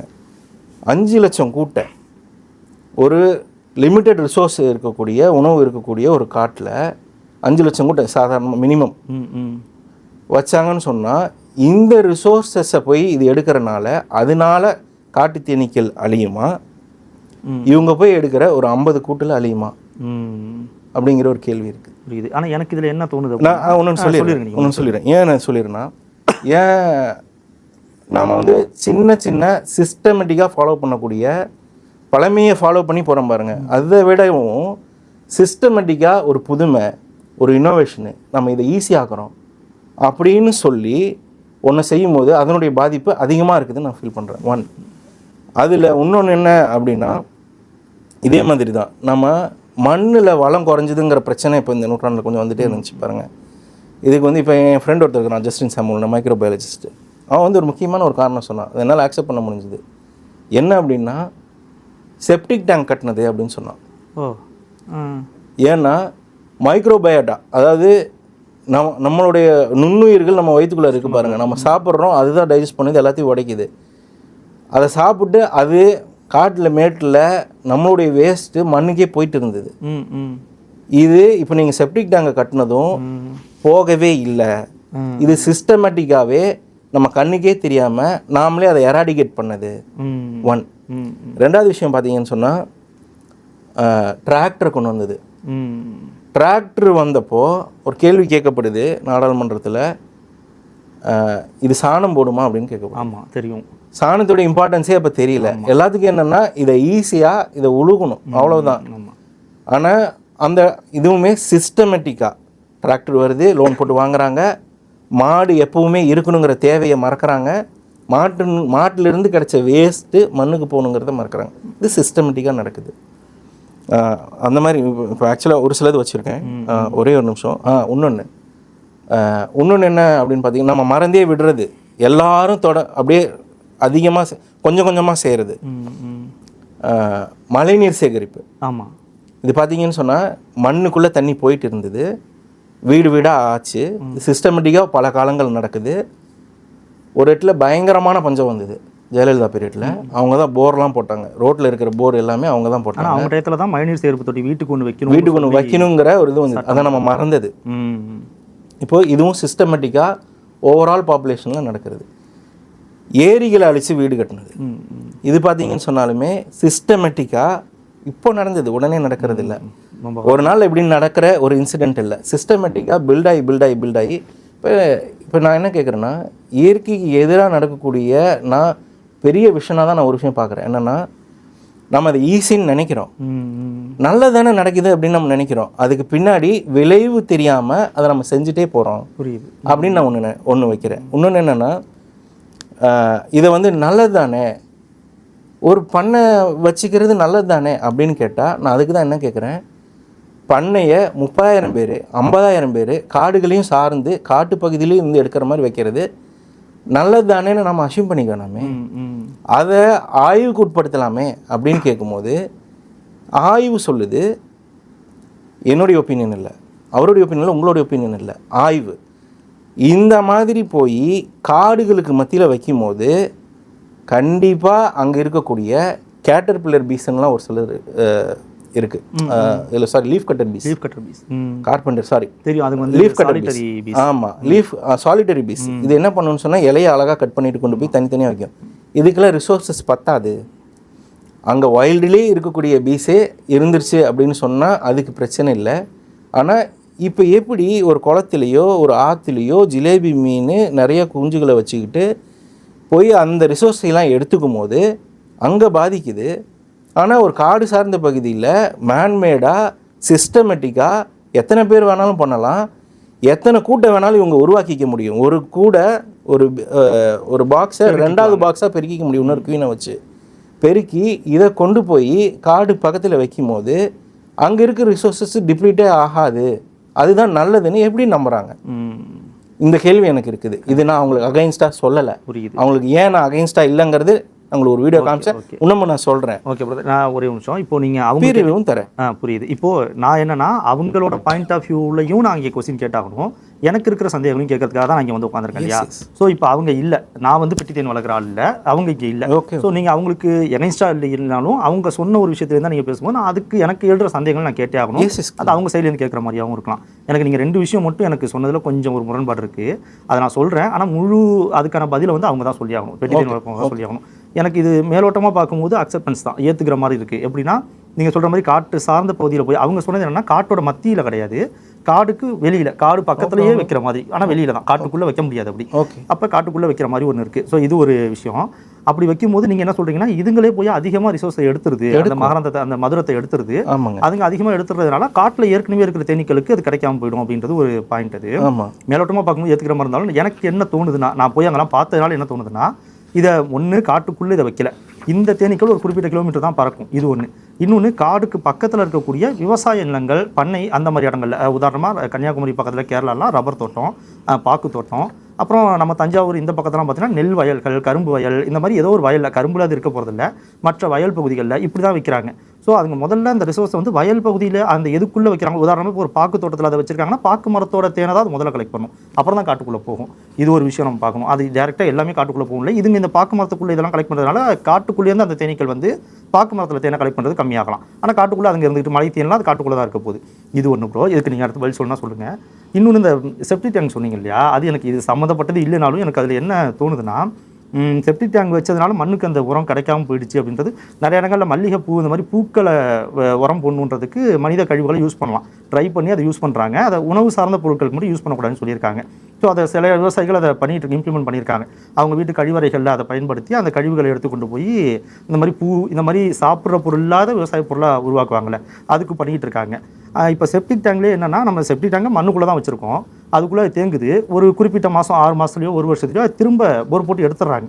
எடுத்து ஊருக்கு ஒதுக்குப்புறமா ஆழ்நடமாட்டம் இல்லாத ஒரு மண் பகுதியில் எங்கேயோ போய் தான் கொட்டிடுறாங்க. அதை இதையே தான் மக்களும் பண்ணிகிட்டு இருந்தாங்க. ஊருக்கு ஒதுக்குப்புறமா அதுக்குன்னே ஒரு ஆண்களுக்கு தனி, பெண்களுக்கு தனின்னு காட்டையே பிரிச்சிருப்பாங்க. இந்த சைடு பெண்கள் போய்க்கிங்க, அந்த சைடு ஆண்கள் போய்க்கிங்க, அது காடு அதுக்குன்னே பிரித்து வச்சுருப்பாங்க. அங்கே போயிட்டு இருந்தாங்க. என்ன பிரச்சனை அதில் வந்துச்சுன்னா, அந்த கழிவை திரும்ப அவங்க அதே இடத்துல போகிறாங்க. உதாரணமாக இது அதை பண்ணும், அந்த காண்டாமிருகம் வந்து அதை பண்ணும், ஒரே இடத்துல தான் திரும்ப கழிவு போகும். அது அதே மாதிரி மனிதர்கள் ஒரு இடத்த பிரித்து வச்சுக்கிட்டு அந்த இடத்துலையே அந்த மண்ணிலேயே அது மேலேயே திரும்ப ஏற்கனவே ஒருத்தர் உட்காந்துட்டு போயிருப்பார், ஒரு வாரம் கழிச்சு அதே இடத்துல இன்னொருத்தர். ஸோ அந்த கிருமி ஊருக்கு பரவுது. அந்த கிருமி பரவுறது மூலமாக நிறைய நோய் தொற்றெல்லாம் வருது அப்படின்றத தடுக்கிறதுக்காக தான் அரசாங்கம் இந்த மாதிரி செப்டிக் டேங்க் அந்த மெத்தட்லாம் ஊக்குவிச்சாங்க. ஸோ அதை நம்ம இப்படி சொல்கிறதுனால வெட்டின் வேண்டாம் திரும்ப காட்டுக்குள்ளே போகல அப்படின்ற மாதிரி ஆகிடக்கூடாது. அது இல்லை, நான் அதை சொல்லவே இல்லை. பட் ஆனால் நான் என்ன சொன்னேன்னா, சிஸ்டமேட்டிக்காக ஒரு விஷயம் தொடர்ந்து நடக்கும்போது அதுக்கான புரியுது அதுக்கான இந்த பக்கம் அதுக்கான புரியுது. ஆனால் அந்த மாடு நான் ஏற்றுக்கிறேன், மாடு சாணம் போடுறதை அதை குறைச்சிட்டோம், டிராக்டர் மாட்டோட பயன்பாடு குறைஞ்சிருச்சு, அதனால மண் வளம் குறையுதுன்றதை ஏற்றுக்கிறேன். பூச்சி மருந்து தெளிக்கிறனாலும் மண் வளம் குறையுது, அதையும் ஏற்றுக்கிறோம். ஓகே. ஸோ இது நான் எதுக்காக சொல்ல வந்தேன் அப்படின்னா, இது நானே சொன்னேன், என்னுடைய கருத்துன்னு நான் சொல்லலை. புரியுது. மைக்ரோபயாலஜிஸ்ட், அதான் அதனால தான் எனக்கு அதில் வர டவுட். அவன் சயின்டிஸ்ட், அவன் இது ஒரு காரணமாக சொல்கிறான். அவன் என்ன மாதிரி பண்ணியிருக்கான் அப்படின்னா, பொல்யூஷன் பயங்கரமாக உண்டான இடத்துல ஒரு ஃபேக்ட்ரி விட்டு தண்ணி வெளியே அனுப்புகிறாங்க, பொல்யூஷன் பயங்கரமாக உண்டாகுது. இந்த பொல்யூஷனை குறைக்கணும்னு சொல்லி கவர்மெண்ட்டுக்கு ஹெல்ப் பண்ணுறான். எந்த இது ஒரிசாவில் கவர்மெண்ட்டுக்கு ஹெல்ப் பண்ணுறான். ஹெல்ப் பண்ணி அங்கே ஒரு ஈகோ சிஸ்டம் உருவாக்கி தரான். அந்த ஈகோ சிஸ்டம் உருவாக்குனதுக்கப்புறம் அந்த தண்ணி வெளியே வந்ததுக்கப்புறம் அந்த ஈகோ சிஸ்டத்துலேருந்து வெளியே போகும்போது எந்த பாதிப்பும் இல்லை. இந்த மாதிரி ஒரு மைக்ரோபயாலஜிஸ்ட் இந்த கருத்தை என்கிட்ட சொல்கிறேன். புரியுது. ஸோ நான் இந்த இடத்துல, ஆனால் நான் ஆக்சுவலாக என்ன சொல்ல வந்தேன்னா, நம்ம கண்ணுக்கே தெரியாமல் இது நடந்த ஒரு சேஞ்சு. புரியுது. அப்போ பிளாஸ்டிக்கு இப்படின்னு அப்ரூவ் பண்ணுறாங்க கவர்மெண்ட்டு. நம்ம என்ன நினைக்கிறோம், இப்படின்னு சௌரியமாக இருக்கும், எங்கே போனாலும் மலையில் நினையாது, இப்படின்னு நம்ம வாங்கிக்கலாம், சீப்பாக அண்ணாச்சி கொடுங்கன்னா வாங்கிக்கலாம், இப்படின்னு அப்ரூவ் ஆனது தான் அது. ஈஸியாக நம்ம எல்லோரும் ஃபாலோ பண்ணிகிட்டு இருக்கிறது. ஆனால் இன்றைக்கி ஒரு குறிப்பிட்ட காலத்துக்கு அப்புறம் உங்களுக்கு பெசிஃபிக் கார்பேஜ் பேட்ச் இருக்குது. நம்ம நாட்டுடைய பகுதியில் 2/3 பங்கு பெருசாக அவ்வளோ கடல் பிளாஸ்டிக் மிதக்குது. இப்போ இது ஏன் நடந்தது அப்படின்னு நான் கேட்குறேன்னா, இது சாதாரணமாக நாம் சிஸ்டமேட்டிக்காக கொஞ்சம் பேர் ஃபாலோ பண்ணது. நான் அந்த மாதிரியான ஒரு இம்பேக்டை க்ரியேட் பண்ணிடக்கூடாது தேனிலையும் இல்லையா அப்படிங்கிற ஒரு கேள்வியை கேட்குறதுக்கு தான் நான் என்ன சொன்னேன், இவ்வளோ பொட்டிகளை கொண்டு போய் நீங்கள் காட்டுப்பகுதிக்கு பக்கத்தில் வைக்கும்போது அங்கே இருக்கிற பகுதிகளுக்கு அழிஞ்சிடாதா? அப்போ ஆக்சுவலாக ஒரு ட்ரைபு 2 தலைமுறை 3 தலைமுறையாக ஒரு தேனை எடுத்துகிட்டு இருக்கிறாங்க. அவங்க அப்பா எடுத்திருப்பார், அவனுக்கு தேவைகள் இருக்குது, எல்லாமே இருக்குது அவங்களுக்கும். அப்போ அவங்களுக்கு அந்த தொழில் தெரியும். அவன் அந்த தேனை எடுத்து கொடுத்து அவர் ஒரு வியாபாரம் பண்ணுறாரு. அது ஏன் இவ்வளோ பெரிய இம்பேக்டை 5 லட்சம் தேன் கூடுகள் மினிமம் நான் சொல்கிறது. அவர் சொல்கிறாரு 30 லட்சம் டன்னா 3 லட்சம் டன்னோ என்னமோ எடுத்ததாக சொல்கிறாரு. அது எல்லாமே காட்டில் இருந்து தானே எடுத்திருக்கோம், இல்லைனா ஓப்பன் சோர்ஸில் இருந்து தானே எடுத்துருக்குன்னு சொல்கிறீங்க. அப்போது அவ்வளோ கலெக்ஷன் நடக்கிற ஒரு மாஸ் ப்ரொடக்ஷனை, மாஸ் ரிசோர்ஸ் டிப்ளீஷனை சாதாரணமாகவும் சொல்லிவிட்டு இவங்க போய் ஒரு 1000 பேர் எடுக்கிறாங்கன்னு வச்சுக்கிங்க. இதை ஏன் நீங்கள் அவ்வளோ சாதாரணம், அவ்வளோ பெரிய விஷயமா இவங்க தான் அதை மொத்த தேனீக்குட்டியோடைய இனத்தையே அழிக்கிறாங்கன்னு ஏன் அப்படி சொல்கிறீங்க அப்படிங்கிறது என்னுடைய கேள்வி. இன்னொன்று, அவங்களுக்கு தேவை இருக்குது. இவங்களை பற்றி சொல்லும் போதே என்ன சொல்கிறாங்க அப்படின்னா, அவங்க தேவைக்கு 2 கிலோ 3 கிலோ எடுத்துக்கலான்ட்டு. அவங்களுடைய தேவை அது இல்லைங்க. அவங்க குழந்தை படிக்கணுங்க, அதுதாங்க அவங்க தேவை. அவங்க வட்டி கட்டுறாங்க, அதுதாங்க அவங்க தேவை. அவங்களுடைய ஒய்ஃபு கன்னிவெள்ளி பூவுக்கு வேலைக்கு போகிறாங்க. என் ஒய்ஃபு கன்னிவெள்ளி பூவுக்கு வேலைக்கு போகக்கூடாதுன்னு நினைக்கிறாங்க, அதுதாங்க தேவை. கன்னிவெள்ளி பூவில் போய் அறுவடை பண்ணுற வேலையை பார்த்தா ப்ரெக்னென்ட்டான லேடிக்கு கூட அது அவ்வளோ விஷம், கரு களைஞ்சிருன்னுவாங்க. அவங்களுடைய தேவைக்கு கன்னிவெள்ளி தோட்டத்துக்கு அவங்க வேலைக்கு போகிறாங்க. அவங்களுடைய டீப்பான தேவைகள்னு ஒரு சிலது இருக்குது இல்லை, அந்த ட்ரைப்ஸுடைய டீப்பான தேவைகள் அதை சட்டம் அனுமதிக்குது. கவர்மெண்ட்டு அதை எடுத்துக்கலாம் அப்படின்னு சொல்லுது. அப்போ அந்த சட்டமும் கோர்ட்டும் மானை இவங்க அடிச்சுக்கலாம் அப்படின்னு சொல்லுதா? சொல்லலை. ஏன்னா அதுக்கு பின்னாடி விளைவுகளையும் அவங்க தெரிஞ்சிருக்காங்க. அப்போ அந்த சாரண்டா ஜட்ஜ்மெண்ட்டோ அதுக்கு முன்னாடி வந்த ஜட்ஜ்மெண்ட்டோ தீர்ப்பு எப்படி கொடுக்கப்பட்டிருக்குன்னு சொன்னால், எங்கள் கேட்டதுக்கான கேள்வி பதிலுக்கு தான் கண்ட்ரோல்டாக தான் அது நடக்குது. அதுதான் எக்ஸாக்ட் பாயிண்ட்டு. அது கண்ட்ரோல்டாக நடக்கிறவங்க தான் சட்டத்தில் எந்த மாற்றமும் வரல, ஜட்ஜ்மெண்ட்டும் அவங்களுக்கு சாதகமாக வருதுங்க. அது உண்மையாலுமே கண்ட்ரோல்டாக தான் நடக்குது. எப்படி மீன் பிடிக்க முடியாத ஒரு காலம் இருக்குதோ, மீனை பொறுத்த வரைக்கும் சட்டம் ஒரு அனுமதியை, அதாவது ஒரு தடையை போட்டு நீ போவாதுன்னு சொல்லணும். இந்த ட்ரைப்ஸுக்கு நீங்கள் சொல்லவே தேவையில்லை. அதுதான் அங்கே பியூட்டியே. தேன் இருக்காதரா, போவாதரா, அவ்வளோதான். இப்போ போய் அதை கிடைக்காதரா, சீசன்லாம் எடுக்க முடியாது. அவங்களுடைய டிசிப்ளின் அந்த மாதிரி. அவங்களுக்கு சீசன்லாம் கிடைக்காது, அது எடுக்காது, பாவம்டான்னுவாங்க. எந்த அளவுக்கு அவங்க பியூட்டிஃபுல்லாக ஃபாலோ பண்ணுவாங்கன்னா, கத்தி வச்சு ஒரு சில ட்ரைப்ஸு அறுக்க மாட்டாங்க. அது வயலண்ட்டு, அது ஒரு வயலன்ஸை குறிக்குது அப்படின்னு சொல்லிட்டு வுட்டையவே வெட்டி அதிலிருந்து தான் அறுப்பாங்க. ஸோ அதுக்கான பதில் என்ன அப்படின்னு சொன்னால், அதிகப்படியால் எடுக்கப்படலைங்க. 1. 2வது ஏன் அது ஆனால் ஒரு விளம்பரமாக நாங்கள் சொல்லும் போது, நாங்களே கூட போய் எடுக்கும்போது உங்களுக்கு அவ்வளோ அதிகமாக தெரியுதுன்னு நினைக்கிறேன். 1. 2வது கம்பேரிட்டிவ்லி இதை காட்டிலும் இது பரவாயில்ல அப்படி தான் நான் சொல்கிறேன். இன்னொன்று என்னென்னா, ஒரு குறிப்பிட்ட இடத்துல கூடு கட்டியிருக்கும், ஒரு ஒரு பாறை நுனியில் கட்டியிருக்கும், அடுத்த வருஷமும் அங்கேயே கட்டும். அப்போ அவங்க என்ன பண்ணிடுவாங்க அப்படின்னு பார்த்தீங்கன்னா, இந்த நேரத்தில் இங்கே போய் பார்க்கணுன்னு அவங்களுக்கு தெரியுது, கட்டியிருக்குன்னு தெரியுது, அப்போ மட்டும் அதை மட்டும்தான் எடுக்கிறாங்க. இருக்கிற எல்லா பகுதியிலையும் எடுக்கிறதில்ல. அந்த பகுதிகளும் உண்மையே சொல்லணும்னா ரிசர்வ் ஃபாரஸ்ட்டே கிடையாதுங்க. ரிசர்வ் ஃபாரஸ்ட்டுக்குள்ளே போய் அவங்க அதை ரிஸ்க் எடுத்துக்க விரும்பலை. போலீஸ்கார் கேட்பார், ஃபாரஸ்ட் டிபார்ட்மெண்ட் கேட்பாங்க. இது அவங்க விரும்பலை, நாம் விரும்புவோமா? ஒரு போலீஸ்கார் ரோட்டில் நின்றுட்டுருக்கிறாரு, நம்ம எல்லா ப்ரூஃப்ஸும் வச்சுருக்கிறோம், போய் அவர் கால் கட்டில் ஸ்கிட் அடிப்போமா? அடிக்க மாட்டோம். நம்ம முடிஞ்ச வரைக்கும் அவாய்ட் பண்ணிட்டு தான் போவோம். அதனால் அவங்க ரிசர்வ் ஃபாரஸ்ட்டுக்குள்ளே போகிறதுக்கு அவங்களும் விரும்பலை, அவங்க போகிறதும் இல்லை. ஆனால் எங்கெங்கே எடுப்பாங்கன்னு நான் சொல்கிறேன். நான் இன்னொரு வீடியோ இப்போ போட்டிருக்கேன் பாருங்கள். 45 ஏக்கர் வச்சுருக்காரு ஒரு விவசாயி. விவசாயம் பண்ண முடியலப்பா அப்படின்றார். நான் வாட்ச்மேன் வேலைக்கு போயிட்டேங்கிறார். 45 ஏக்கருங்க. என்னை விட இப்போ நான் பணக்காரன்லாம் இல்லை, நான் அதை சொல்லலை. ஆனால் ஒரு மாதிரி நினைக்கலாம் இல்லையா, என்னை சாருன்னு தான் கூப்பிட்றாரு, நான் ஐயான்னு கூப்பிட்றேன். ஏங்க கோடீஸ்வரங்க, 45 ஏக்கர், ஒரு ஏக்கரு அவ்வளோ போகணும். ஊர் ப்ரோ ஒரு தென்காசியில் 45 ஏக்கர் 45 ஏக்கர் வச்சுருக்காரு, விவசாயம் பண்ண முடியல அப்படின்றார். அப்போது ஆனால் அவர் மா போட்டு வச்சுருக்காரு, அதை குத்தகைக்கு விட்டுருக்கிறேன் அப்படின்னு சொல்லி விட்டுருக்காரு. இப்போ இவர் காடு மாதிரி தான் விட்டு வச்சுருக்காரு. இந்த லேண்டு பூராத்தையும் 45 ஏக்கருங்களே எவ்வளோன்னு பார்த்துக்கோங்க, காடு மாதிரி தான் விட்டு வச்சுருக்காரு. இதுக்குள்ளே தேனீ கூடுகள் இருக்குதுங்க, இதை எடுத்துக்குங்கன்றாரு அந்த ட்ரைப்ஸுக்கிட்ட. அந்த ட்ரைப்ஸ் எடுத்துக்கிறேன்றாங்க. இதில் என்ன தப்பு இருக்குது அப்படின்னு நான் கேட்குறேன். இன்னொன்று அதை எடுத்ததுக்கப்புறமும் அதை மறுபடியும் அங்கேயே கட்டுது, அது அழியிறது இல்லை, அங்கேயே அதை மறுபடியும் அதே இதுக்குள்ளாரையே கட்டிகிட்டே இருக்குது. அது போக பார்த்தீங்கன்னு சொன்னால், அவங்களே அந்த விவசாயிகளே ஒரு சில நேரத்தில் விரும்புறதில்லை. ஒரு மலத்தீனெலாம் கூடு கட்டியிருந்தா திடீர்னு அது விழுந்துருச்சுன்னா மாடெல்லாம் இருக்குது, கடிச்சு போடும், மாடு செத்து போயிடும், அதை கம்ப்ளீட்டாக ரிமூவ் பண்ணுங்க அப்படின்னு கேட்குறது உண்டு. இன்னும் என்ன குரூயலான ஒரு விஷயம் என்னன்னு சொல்லி பார்த்தீங்கன்னா, இந்த ஹிட்டு அதெல்லாம் அடிச்சு விட்றது, அதை அப்படியே கொளுத்து விட்றது, இதெல்லாம் யார் பண்ணுவாங்க? ட்ரைப்ஸ் பண்ண மாட்டாங்க, இவங்க பண்ணுவாங்க. மாடு ஏதாவது ஆயிருமோ, திடீர்னு விழுந்துருமோ, அந்த மாதிரி ஒரு காரணத்துக்காக இந்த மாதிரி ஒரு சிலர் பண்ணுவாங்க. அவங்க இன்னும் என்னென்னலாம் பண்ணுவாங்க அப்படின்னு சொன்னால், அதை பார்த்தா நமக்கு வேதனையாக இருக்குதுங்க. ஆனால் இன்னும் என்னென்னலாம் பண்ணுவாங்க அப்படின்னு சொன்னால், அவங்க போய் நண்டு பிடிப்பாங்க, அவங்க போய் இந்த மாதிரி ஒரு சில வேலைகளையும் குறும்பு பண்ணக்கூடிய நபர்கள் ஒரு சிலர் அறிவில்லாமல் அதை செஞ்சுறது உண்டு. ஆனால் நான் அதை கொஞ்சம் கம்ப்ளீட்டாக அவங்க தான் அழிக்கிறாங்க, இது அழிஞ்சிக்கிட்டே போகுது அப்படிங்கிறத நான் அக்செப்ட் பண்ணல. அவ்வளோதான். அதுக்கான பியர் ரிவ்யூ இது என்னென்னா நீங்கள் படிக்கிறப்ப படிக்கலாம், நீங்கள் அதை போட்டுடலாம் நம்ம பியர் ரிவ்யூ. இதுக்கான பியர் ரிவ்யூ என்ன அப்படின்னா, இந்த மாதிரி மாசாக கொண்டு போய் ஒரு காட்டு பகுதியில் வைக்கும் போது பீ பாப்புலேஷன் குறையும் அப்படிங்கிறதுக்கான எவிடன்ஸு இது. இப்போ நான் என்ன கொடுத்துருக்கேன்னா பியர் ரிவ்யூ, ஆய்வு. ஓகே. ஸோ நான் இன்னும் கொஞ்சமாவது ரீசனபிளாக ஒரு எமோஷ்னலாக இல்லாமல் ஒரு ஆய்வின் அடிப்படையிலேயே அது நடக்கலைன்னு ஒரு மறுப்பு கொடுத்தா நான் ஆக்செப்ட் பண்ணுவேன். கண்டிப்பாக. ஓகே. ஒரு ஆய்வின் அடிப்படையிலேயே. புரியுது ப்ரோ. இப்போ நீங்கள் மாஸ் லெவலில் இதை எடுக்கிறாங்க, அதிகப்படியான நுகர்வு இருக்குன்றது எப்படின்னு கேட்குறீங்களே, அதுக்கு எனக்கு தெரிஞ்சது என்னென்னா, எனக்கு தெரிஞ்சதும் சரி, எனக்கு சொல்லப்பட்டதும் அதான். என்னன்னா, இப்போ நீங்கள் ஆரம்பித்தது எனக்கு தெரிஞ்சு ஒரு நீங்கள் எத்தனை வருஷமாக பண்ணுறீங்க ப்ரோ? 15-16 வருஷம். நாங்கள் 2013 பண்ணுறோம். அப்போ நீங்கள் வந்து ரொம்ப ஸ்டார்டிங் லெவல்லேருந்து நீங்கள் தான் அதை முதல்ல பண்ணி நல்லா ப்ரமோட் பண்ணியிருக்கீங்க. நிறைய பேர் அறியப்பட்டதா. இப்போ நம்ம ஒரு வீடியோ போடும்போதே நிறைய பேர் உங்களை தான் டேக் பண்ணுறாங்க. ஸோ நீங்கள் நல்லா அறியப்பட்ட ஒரு முகமாக இருக்கீங்க, தேன் எடுக்கிறதுக்கு அறியப்பட்ட ஒரு முகமாக இருக்கீங்க. உங்களை மாதிரி ஒரு சிலர் இருக்காங்கன்னு நினைக்கிறேன், ரொம்ப முன்னாடி பண்ணுறவங்க. இப்போ இதில் என்ன ஏன் அப்படி ஃபீல் பண்ணுறாங்க அப்படின்னா, நீங்கள் எடுக்கிறத பார்த்ததுக்கப்புறம் சரி இவ்வளோ பண்ண முடியும் போல், இந்த அளவுக்கு லாபம் இருக்கும் போல் அப்படின்னு நினைக்கிறேன். நீங்கள் ஏன்னா அதை ப்ரொமோட் பண்ணுறது பயங்கரமாக ப்ரொமோட் பண்ணுறீங்க. லைவாக போய் உங்களுக்கு நிறைய வியாபாரம் பார்க்குது, அந்த மாதிரிலாம் நீங்கள் ப்ரொமோட் பண்ணுறீங்க. நிறைய பேர் வாங்குறாங்க, ஸ்டிக்கர் விட்டுலாம் அனுப்புறீங்க. இதை பார்க்குற ஒரு சாமானிய மனுஷனுக்கு, ஒரு கிராமத்தில் இருக்கவனுக்கும் நம்மளும் இதை பண்ணால் நம்ம சம்பாரிச்சிடலாம் அப்படின்ற ஒரு எண்ணம் வந்து அவங்களும் இந்த மாதிரி காட்டில் போய் பண்ணும்போது நீங்களே அதிகப்படியாக நுகர்றீங்கன்னு சொல்ல, உங்களால் நிறைய பேர் இப்போ புதுசாக உருவாகிருக்கிறத பார்க்க முடியுது. யூடியூப் சேனலில் நிறைய பேர் போடுறாங்க.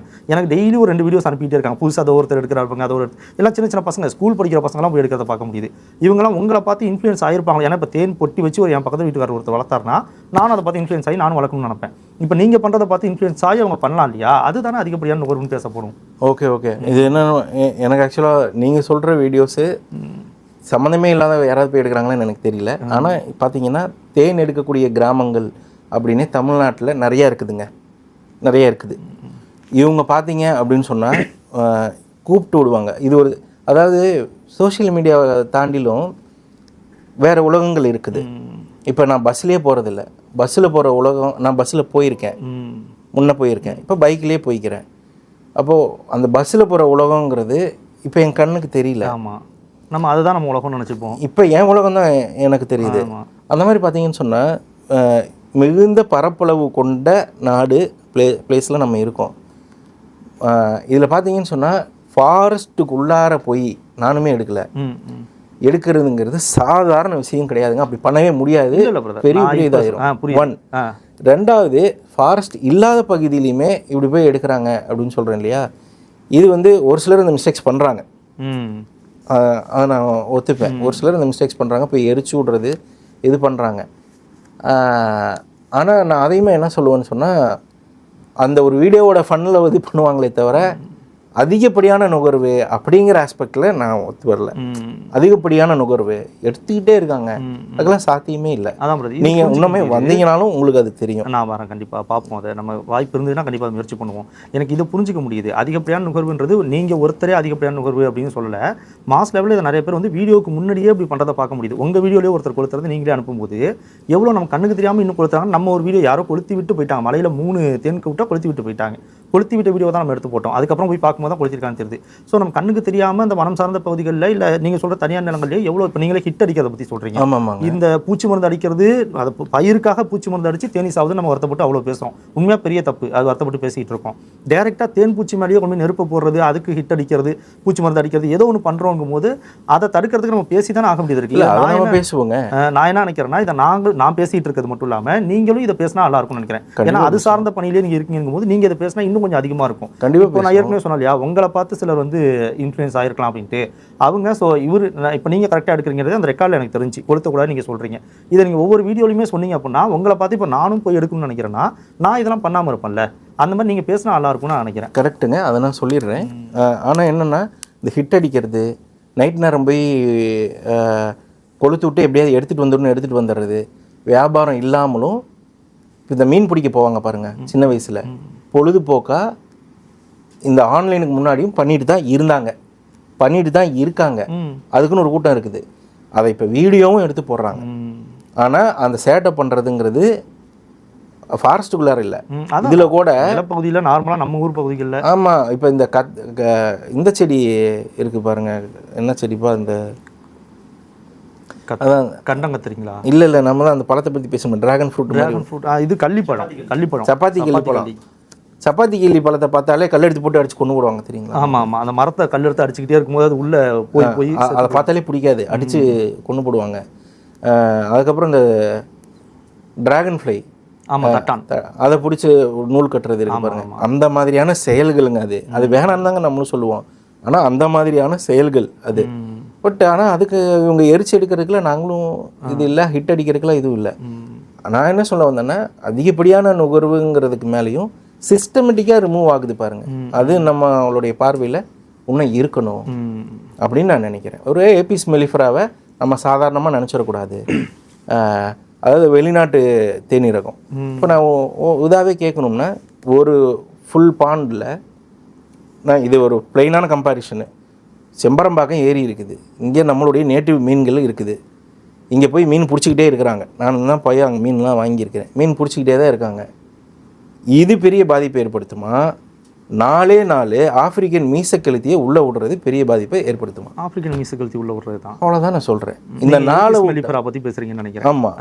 அப்போது நீங்கள் ஏபிஸ் மெலிஃபரா ரிலேட்டடாக அதை பற்றி ஏன் ஒரு இவ்வளோ பெரிய இழப்பை இப்போ நாமளே சொல்கிறோம், இவங்க போய் எடுத்துகிட்டு வர்றது ஒரு டைப்புனா, அதை விட மிகப்பெரிய அழிப்பு இது. இதில் வந்து இவ்வளோ 100% உடன்படுறேன், அதை பேன் பண்ணணும்னு தான் நான் பேசிக்கிட்டு இருக்கேன். இவ்வளோ, ஆனால் அது விளையாட்டு பொருளாக வச்சுருக்கிறதாக பேசுகிறாங்க, ஒரு அலங்காரத்துக்கு வச்சுருக்கிறதாக பேசுகிறாங்க. அந்த மாதிரி அலங்காரத்துக்கு வந்தது தான் யூக்கலிப்டஸ். திப்பு சுல்தான் கொண்டு வந்தாப்புல, சும்மா ஒரு 15 விதையோ என்னமோ தான் கொண்டு வந்தாப்புல. அப்படி வந்தால் தான் நிறைய வந்துருக்கு. சீமை கருவேல மரம் அது சும்மா வந்தது. காமராஜர் பார்த்தீங்கன்னு சொன்னால் அதை அப்ரூவ் பண்ணுறாரு. பஞ்சம் வந்த நேரத்தில் விறகு தான், அப்போது விறகுக்கு மக்களுக்கு ஆகுமேன்னு சொல்லி அப்ரூவ் பண்ணுறாங்க. காமராஜர் ஏதாவது சொல்ல முடியுமா? அவ்வளோ பெரிய தலைவர், மக்களுக்காக தான் அப்ரூவ் பண்ணுறாரு. அதான் இந்த மாதிரி ஆயிடுச்சு. அது பின் விளைவு தெரியாமல் ஒரு எமோஷனலாக டக்குன்னு அதை அப்ரூவ் பண்ணிடுறது. அப்போது நம்ம நல்லதே செய்கிறோம் அப்படின்ட்டு கூட பண்ணிடுறது. மோனோக்ரோட்டோபஸை ரீசெண்டாக தான் பேன் பண்ணாங்க. மோனோக்ரோட்டோபஸை வந்து அதுக்கு முன்னாடி எப்படி டிஃபைன் பண்ணியிருப்பாங்கன்னு சொன்னால், பூச்சிக்கொல்லி மருந்தையாக இருந்து விவசாயிகளுக்கு இது வந்து நல்லது செய்யும்னு சொல்லி அப்ரூவ் பண்ணியிருப்பாங்க. இப்போ நான் சொல்ல வர்றது என்னென்னா, ஒரு கொள்கையாக ஒரு பெரிய ஒரு இதுவாக அப்ரூவ் பண்ணுறதுல இன்னுமே பாதிப்புகள் அதிகம். இந்த ட்ரைப்ஸ் போய் அவங்க குடும்பத்துக்காக எடுக்கிறது அவ்வளோ பெரிய பாதிப்பு இல்லை அப்படின்றது என் கருத்து. ஓகே, அவ்வளோதான். அது போக அவங்களும் அவ்வளவும் எடுக்கலை, அவங்களுக்கும் ஃபேமிலி இருக்குது, அவங்க அந்த வியாபாரத்தை விரும்புகிறாங்க அப்படிங்கிறதுலாம் இருக்குது. அதில் விரும்புகிறாங்கன்னு நீங்கள் சொல்கிறதுனால நான் கேள்விப்பட்ட ஒன்று சொல்கிறேன். நான் அடுத்தது நேராக போய் பார்க்கணுன்னு யோசிச்சிருக்கேன். நான் நிறைய பேர்கிட்ட பேசும்போது இந்த கேவிஐசி பற்றி நம்ம பேசியிருந்தோம், இந்த காதி அண்ட் வில்லேஜ். அவங்க போயிட்டு இப்போ இதுக்கு ட்ரைனிங் கொடுக்குறாங்க, நேரடியாகவே போய் அந்த வனம் சார்ந்து வாழக்கூடிய பழங்குடி மக்களுக்கு ட்ரைனிங் கொடுக்குறாங்க. ஏன் அப்படின்னா, இப்போ நம்ம உதாரணத்துக்கு சொல்லுவோமே, பட்டாசு கொளுத்துறதுனால ஏதாவது நன்மையானு கேட்டால் எந்த நன்மையும் இல்லை, எல்லாருக்குமே அது தெரியும், எல்லாம் அக்செப்ட் பண்ணிப்போம். அதுக்காக அதை பேன் பண்ணிடணுமானா பண்ண முடியாது. ஏன்னா அதை சார்ந்து நிறைய தொழிலாளர்கள் இருக்காங்க, அவங்க வாழ்வாதாரம் பாதிக்கப்படும், அதனால அதை பேன் பண்ணக்கூடாது. ஆனால் அவங்கள அதுலேருந்து வெளியில் கொண்டு வரதுக்கு என்ன பண்ணலாம் அப்படின்னா, அவங்களுக்கு வேறு தொழில்களை கத்தெல்லாம் கொடுத்துட்டு அதுக்கப்புறம் முடிஞ்சால் பண்ணலாம். அதே நேரத்தில் மக்களோட மனநிலையும் மாற்றணும். இந்த மாதிரி பட்டாசுலாம் வெடிக்க தேவையில்லை அப்படின்ற மனநிலையும் மாற்றணும். அதுக்காக தான் 10 மணிக்கு மேலே வெடிக்காதீங்க, குறிப்பிட்ட பகுதியில் வெடிக்காதீங்க, பறவைகள் வர சரணாலயங்களை வெடிக்காதீங்கலாம் சொல்லிட்டு இருக்கோம். ஸோ இந்த மாதிரி இருக்கும்போது இப்போ தேன் பூச்சியை முதல்ல அப்ரூவ் கொடுத்துருந்துருக்காங்க, தேனை போய் எடுக்கலாம் அப்படின்றத பழங்குடி மக்களுக்கு அப்ரூவ் பண்ணியிருக்காங்க. ஆனாலும் அதில் சில பிரச்சனைகள் வரலாமோ அப்படின்றதுனால தான் இப்போ கேவிஐசியே உள்ளே போயிட்டு அவங்கள்ட்ட சொல்கிறாங்க, இந்த மாதிரி நீங்கள் பெட்டி தேன் வச்சு எடுக்கிறது மூலமாக சில நன்மைகள் இருக்குது. இதை தேன் பூச்சிக்கு மட்டும் நன்மையாக நான் பார்க்கல, தேன் பூச்சிக்காக நன்மை தான், அதை மட்டும் நான் பார்க்கல. நான் இதை எப்படி பார்க்குறேன்னா, பழங்குடிகளுக்கும் இது ஒரு நன்மைன்னு பார்க்குறேன். ஏன்னா உள்ளே போய் எடுக்கும்போது நிறைய ரிஸ்க் இருக்குது. காட்டுக்குள்ளே போகிறாங்களோ இல்லையோ, பொதுவாக தேன் எடுக்கிறதுலே ரிஸ்க் இருக்குது. அங்கே போய் புகையை போடணும், நெருப்பு மூட்டணும், மரத்து மேலே ஏறணும், மலை மேலே ஏறணும், ஏதோ ஒரு ரிஸ்க் இருக்குது. அந்த பூச்சி கொட்டு, இந்த மாதிரி பல ரிஸ்க்கை கடந்து அவங்க அதை செய்கிறாங்க. இப்போ இவங்களுக்கு பெட்டி தேன் வளர்க்கறதை கற்றுக் கொடுக்கறது மூலமாக இப்போ உங்களுக்கு ஒருத்தவங்க, ஒரு பழங்குடி நபர் ஒருத்தர் உங்களுக்கு போய் எடுத்து கொடுக்கும்போது அவர் உங்களுக்கான ஒரு தொழிலாளராக இருக்கிற மாதிரி தான் நான் பார்க்குறேன். அதுவே அவர் இப்படி பெட்டி தேன் வச்சு வளர்க்குறாரு அப்படின்னா அவர் ஒரு தொழில் முனைவோராக மாறுறாரு. ஸோ ஒரு பழங்குடி ஒரு தொழிலாளராக மட்டுமே இருக்கணுமா, அவர் ஒரு தொழில் முனைவோராக மாறினா என்ன அப்படின்றத என்னோட கேள்வி. என்னென்னு பார்த்தீங்கன்னா, பழங்குடி மக்கள் வந்து என்கிட்டலாம் வேலை செய்யலை. ஒன்று, அவங்க பயங்கரமான சுதந்திரமான மக்கள், அவங்க விரும்பினா தான் வேலை செய்வாங்க, அவங்க எனக்கு விரும்பினா தான் எனக்கு தேன் எடுத்து கொடுப்பாங்க, இல்லைன்னா இல்லை, நான் தான் அவங்கள்ட்ட கெஞ்சிட்டு நிற்கணும், இல்லைன்னா இல்லை. அவங்க ஆண்டர்ப்ரனர்ஸ் தான். ஒன். ரெண்டாவது என்ன அப்படின்னு பார்த்தீங்கன்னா, நான் அது ஓப்பனாக சொல்லி நீங்கள் ரூடாக எடுத்துக்க வேணாம், அவங்க ஒன்று செஞ்சுட்டு இருக்காங்க, நீங்கள் அதை செய்யாதீங்க, அதுபோல் இதை செய்யலாம்ல அப்படின்னு சொல்லிட்டு நான் ரொம்ப ரூடாக பார்க்குறேன். ஓகே, நீங்கள் செய்யுங்க, அதை நீங்கள் இதை செய்யலாம்ல, நீங்கள் அதை செய்யாதீங்க அப்படின்னு சொல்கிறத நான் ரூடாக பார்க்குறேன். மேபி ஆனால் சொல்லிக் கொடுக்கலாம். ஏப்பா நான் உனக்கு சொல்லிக் கொடுக்குறேன், பெட்டி வச்சு வளர்த்தலாம்ப்பா, இது உனக்கு ஈஸியாக இருக்குப்பா, அதை சொல்லலாம். பட் இதை அதுக்கு இதை செய்யலாம்ல அப்படின்னு சொல்கிறதே நான் கொஞ்சம் ரூடாக பார்க்குறேன். ஏன் அதையும் நான் சொல்லிடுறேன். இன்னொன்று என்ன அப்படின்னா, பணத்தை எனக்கு அகைன்ஸ்டெல்லாம் இல்லை. நான் மறுபடியும் என்ன சொல்கிறேன்னா, அவங்க ஒரு காட்டுக்கு பக்கத்தில் இருக்கிறனால தானே அந்த காட்டில் போய் எடுத்துகிட்டு வராங்க. அதை நான் வந்து இன்னும் அது டிஸ்ட்ரக்ஷன் தான், இன்னும் அங்கே போய் பொட்டியை வைக்கும் போது இன்னும் அது டிஸ்ட்ரக்ஷன் தான் அப்படின்னு தான் நான் அதை நம்புகிறேன். ஆய்வும் அதை தான் சொல்லுது. இப்போது ஒரு கிராமம் இருக்குது, அந்த கிராமத்து பக்கத்தில் ஒரு 50 கூடு மாதமானா எடுத்துருவார் அப்படின்னு சொன்னால், அந்த மாதிரி ஒரு 4 பேர் எடுத்துருவாங்க சொன்னால் ஒரு 200 கூடு எடுத்துருவாங்க அப்படின்னு சொன்னால், எடுப்பாங்க, 200 கூடு இருந்துகிட்டே இருக்கும், மறுபடியும் கட்டுறப்ப எடுப்பாங்க, இப்படியே தான் இருக்கும். அவங்களுக்கு எவ்வளோ ஆக்சசபிளோ அவ்வளோதான் எடுப்பாங்க. ஆனால் இந்த இடத்துல இந்த 10 பேரும் 10 கூடு வச்சாங்க அப்படின்னு சொன்னால், அவங்க பக்கத்தில் இருக்க காட்டுடைய பீ பாப்புலேஷனு வேறு மாதிரி மாறும், அந்த ஈகோ சிஸ்டம் மாறும் அப்படி தான் நான் ஃபீல் பண்ணுறேன். ஆய்வு அதை தான் சொல்லுது. ஸோ நான் அதுபடி போய்க்கிறேன். இன்னொன்று என்ன அப்படின்னு பார்த்தா, நான் இதெல்லாம் ஒரு காம்படிஷனே இல்லை. ஏன்னு சொன்னால், அவர் கிட்டத்தட்ட 3 லட்சம் டன்னுக்கு பக்கம் வியாபாரம் ஆகிறதாக உங்கள் காணொலியிலே அவர் சொல்லியிருந்தார். 3 லட்சம் டன்னு அப்படிங்கும்போது இவ்வளோ அது விற்றுட்டே இருக்கிறனால தான் அது வியாபாரம் நடக்குது. இவ்வளோ பெரிய நம்பர்ஸுக்கு மத்தியில் நாங்களாம் உண்மையாக சொல்கிறோம், ஒரு 500 கிலோவுக்கு முக்கணுங்க. நாங்களாம் உண்மையாக சொல்லணும், அவ்வளோ கஷ்டப்படணும். அதுக்கு எக்ஸ்ப்ளனேஷன் கொடுத்து, எவ்வளோ எக்ஸ்ப்ளனேஷன் கொடுத்தாலும் ஒத்துக்க மாட்டாங்க. தண்ணியில் கரையாறது அதெல்லாம் வச்சு கண்டுபிடிக்க முடியாதுங்கன்னா, தண்ணியில் கரைஞ்சிது ஏன்னு கேட்பாங்க. நாய் ஏன் சாப்பிடுது, ஏன் எறும்பு சாப்பிடுதுன்றுவாங்க. எறும்பு சாப்பிடும். புரியுது. ஆமாம், அவ்வளோ கேள்வி கேட்பாங்க. அதுக்கு ரிட்டர்ன் பாலிசி கொடுக்கணும், எல்லாமே பண்ணணுங்க. அது போக இப்போ எனக்கு ஒரு 10 பேர் எடுத்து தராங்க அப்படின்னு சொன்னால், அவங்கள நம்ம ரொம்ப நான் சொல்கிறேன், என் ஃபேமிலி மாதிரி அவங்க. அதாவது அதெல்லாம் பார்ப்பாங்க. அது இல்லைன்னா வேறு வேலைக்கு போயிடுவாங்க. அவங்க எப்போ பண்ணுவாங்க அப்படின்னு சொன்னால், மற்ற நாட்களில் வேறு வேலை பார்ப்பாங்க. தேன் எடுக்கிற சீசன்னு மட்டும் ஒன்று இருக்கும். அந்த சீசனில் மட்டும் அவங்க என்னை கூப்பிட்டு விடுவாங்க, அண்ணே வரீங்களா எடுத்துக்கலாம் அப்படின்னு என்னை கூப்பிட்டு விடுவாங்க. நான் போய் அங்கே எடுத்துகிட்டு, ஓகேண்ணா நான் பார்த்து தான் எடுப்பேன், வாங்க எடுத்து கொடுப்பாங்க, எடுத்துகிட்டு வந்துடுவோங்க. இவ்வளோ தான். ஒரு குறிப்பிட்ட மரத்துலேயே இப்போ ஒரு ஊரில் பார்த்திங்கன்னா, ஒரு குறிப்பிட்ட மரத்துலேயே பார்த்தீங்கன்னு சொன்னால் 80 கூடு 100 கூடெல்லாம் இருக்கும் தான். அதே 80 கூடு 100 கூட 6 மாதத்துக்கு ஒரு தடவை அது கட்டிக்கிட்டே இருக்கும். அதை நம்ம எடுத்ததுக்கு அப்புறமும் அது அங்கே வச்சுக்கிட்டே இருக்கும், இனம் அழியாது. எனக்கு ஒரு கேள்வி, அதை நீங்கள் இதை சொல்லும்போது இதோட கேள்வி தான். No problem. என்னென்னா, இப்போது பெட்டியில் வச்சு தேன் வளர்க்குறாங்க. அவங்க அந்த சீசன் வெளியில் பூக்கிற நேரத்தில் மதுரம் அது கிடச்சிரும், நெக்டார் கிடச்சிரும், அதை போய் எடுத்துருது. கிடைக்காத நேரத்தில் அது சும்மா இருக்கும். அப்போ அந்த தேனை, அதை சேர்த்து வச்ச தேனை குடிக்கணும். அதை குடிக்கிறதுக்கான தேனை இவங்க எடுத்துடுறாங்க, பெட்டி தேன் வளர்ப்பாளர்கள். எடுக்கும்போது அதுக்காக அவங்க அதை உயிரோடு வச்சுக்கிறது சக்கரை தேன் கொடுக்குறோம் அப்படின்னு தான் சொல்கிறாங்க. அது நீங்களும் ஏற்றுப்பீங்கன்னு நினைக்கிறேன். இப்போ நீங்களும் அதே தான் பண்ணுறீங்க. அது போய் தேன் சீசன் இருக்கும்போது கொண்டு வந்து சேர்த்து வைக்குது. அது சேர்த்து வைக்கிறது அது குடிக்கிறதுக்காக.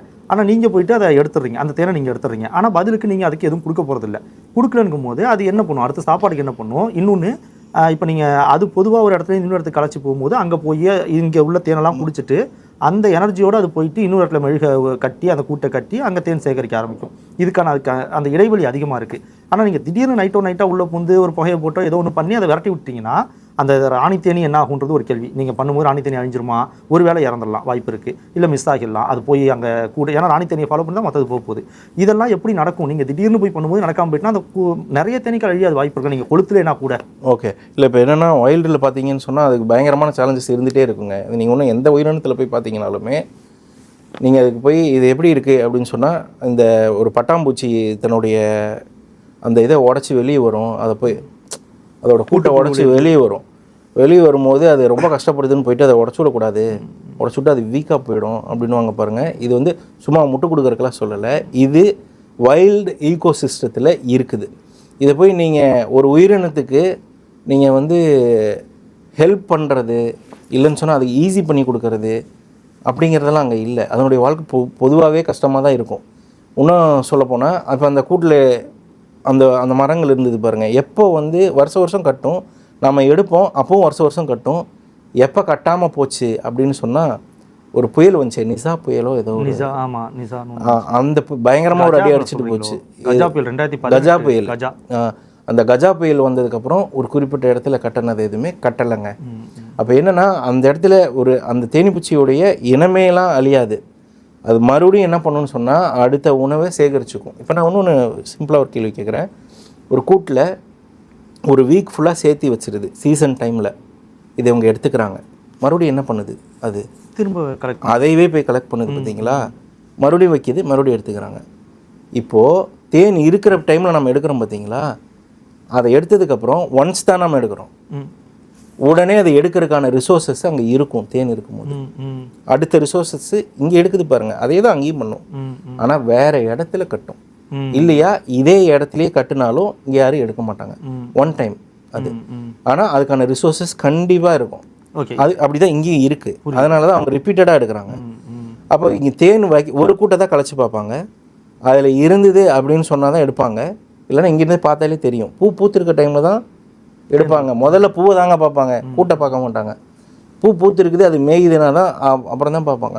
அப்போ இதில் தேன் சேகரிக்குது அப்படிங்கிறது தெரிஞ்சதுமே இதை எடுத்தாலும் அடுத்த நாளே கட்டுங்க.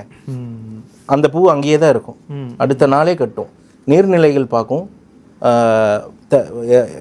எந்த ஏரியாவில் நீர்நிலைகள், பூ, இது ரெண்டையும் சார்ந்து ஒரு குறிப்பிட்ட இடத்துலேயே கட்டிகிட்டே இருக்கும். எந்த மாதிரின்னு சொன்னால் பறவைகள் போயிட்டு வருது பாருங்கள். ஒரே குறிப்பிட்ட வேடந்தாங்களுக்குன்னா வருஷமான வருது. தேனீட்டையும் அது நிச்சயமாக இருக்குது. பேர் வேணால் தரேன். ஒரு குறிப்பிட்ட இடத்துல கட்டி இருக்குது, அதுக்கு சேஃபாக இருக்குது, செக்யூராக இருக்குன்னா அந்த தலைமுறையே காலி பண்ணிட்டு போயிடும். ஆனால் அடுத்த தலைமுறை அப்படியே அங்கே கட்டும். அந்த குறிப்பிட்ட பகுதியிலே திரும்ப கட்டும். எடுக்கிறாங்கன்னா போயிடணுமே, குறுவலாக இருந்தால். அப்படி இருக்காது, மறுபடியும் கட்டுங்க. அடுத்த நாளே அதுக்கு உணவு கிடச்சிக்கிட்டே இருக்கும். எப்படி இதில் கிடைக்குதோ அப்படி தான் இதுலையும். ஆமாம். ஆனால் இதில் நான் ஒரு வித்தியாசம் பார்க்குறேன் பிரதர். சொல்லுங்கள். என்னன்னா நீங்கள் எடுக்கும்போது திரும்ப அந்த சோர்ஸ் பற்றி நம்ம பேசுகிறோம், ரிசோர்ஸ் பற்றி பேசுகிறோம், அதுக்கான நெக்டார் பற்றி பேசுகிறோம். அதே நேரத்தில் இவங்க என்ன பண்ணுறாங்கன்னா, நீங்கள் அந்த கூட்டை அந்த மெழுகோட கட் பண்ணிடுறீங்கல்ல, இன்னும் கிளையோட கட் பண்ணிடுறீங்க. ஆனால் இவங்க என்ன பண்ணுறாங்கன்னா அந்த மெழுகை அப்படியே தான் வச்சுருக்காங்க. அந்த கூட்டை எந்த டிஸ்டர்பன்ஸ் பண்ணல, அதை அந்த சென்ட்ரிஃபியூகல் மெத்தடில் சுற்றி அப்படி எடுக்கிறாங்க. ஸோ அவங்க அந்த தேனீக்கள் மறுபடியும் கூட்டை கட்ட வேண்டிய தேவையில்லை. சும்மா அந்த தேனை மட்டும் மறுபடியும் சேர்த்து அந்த இடம் கரெக்டாக இருக்கும்.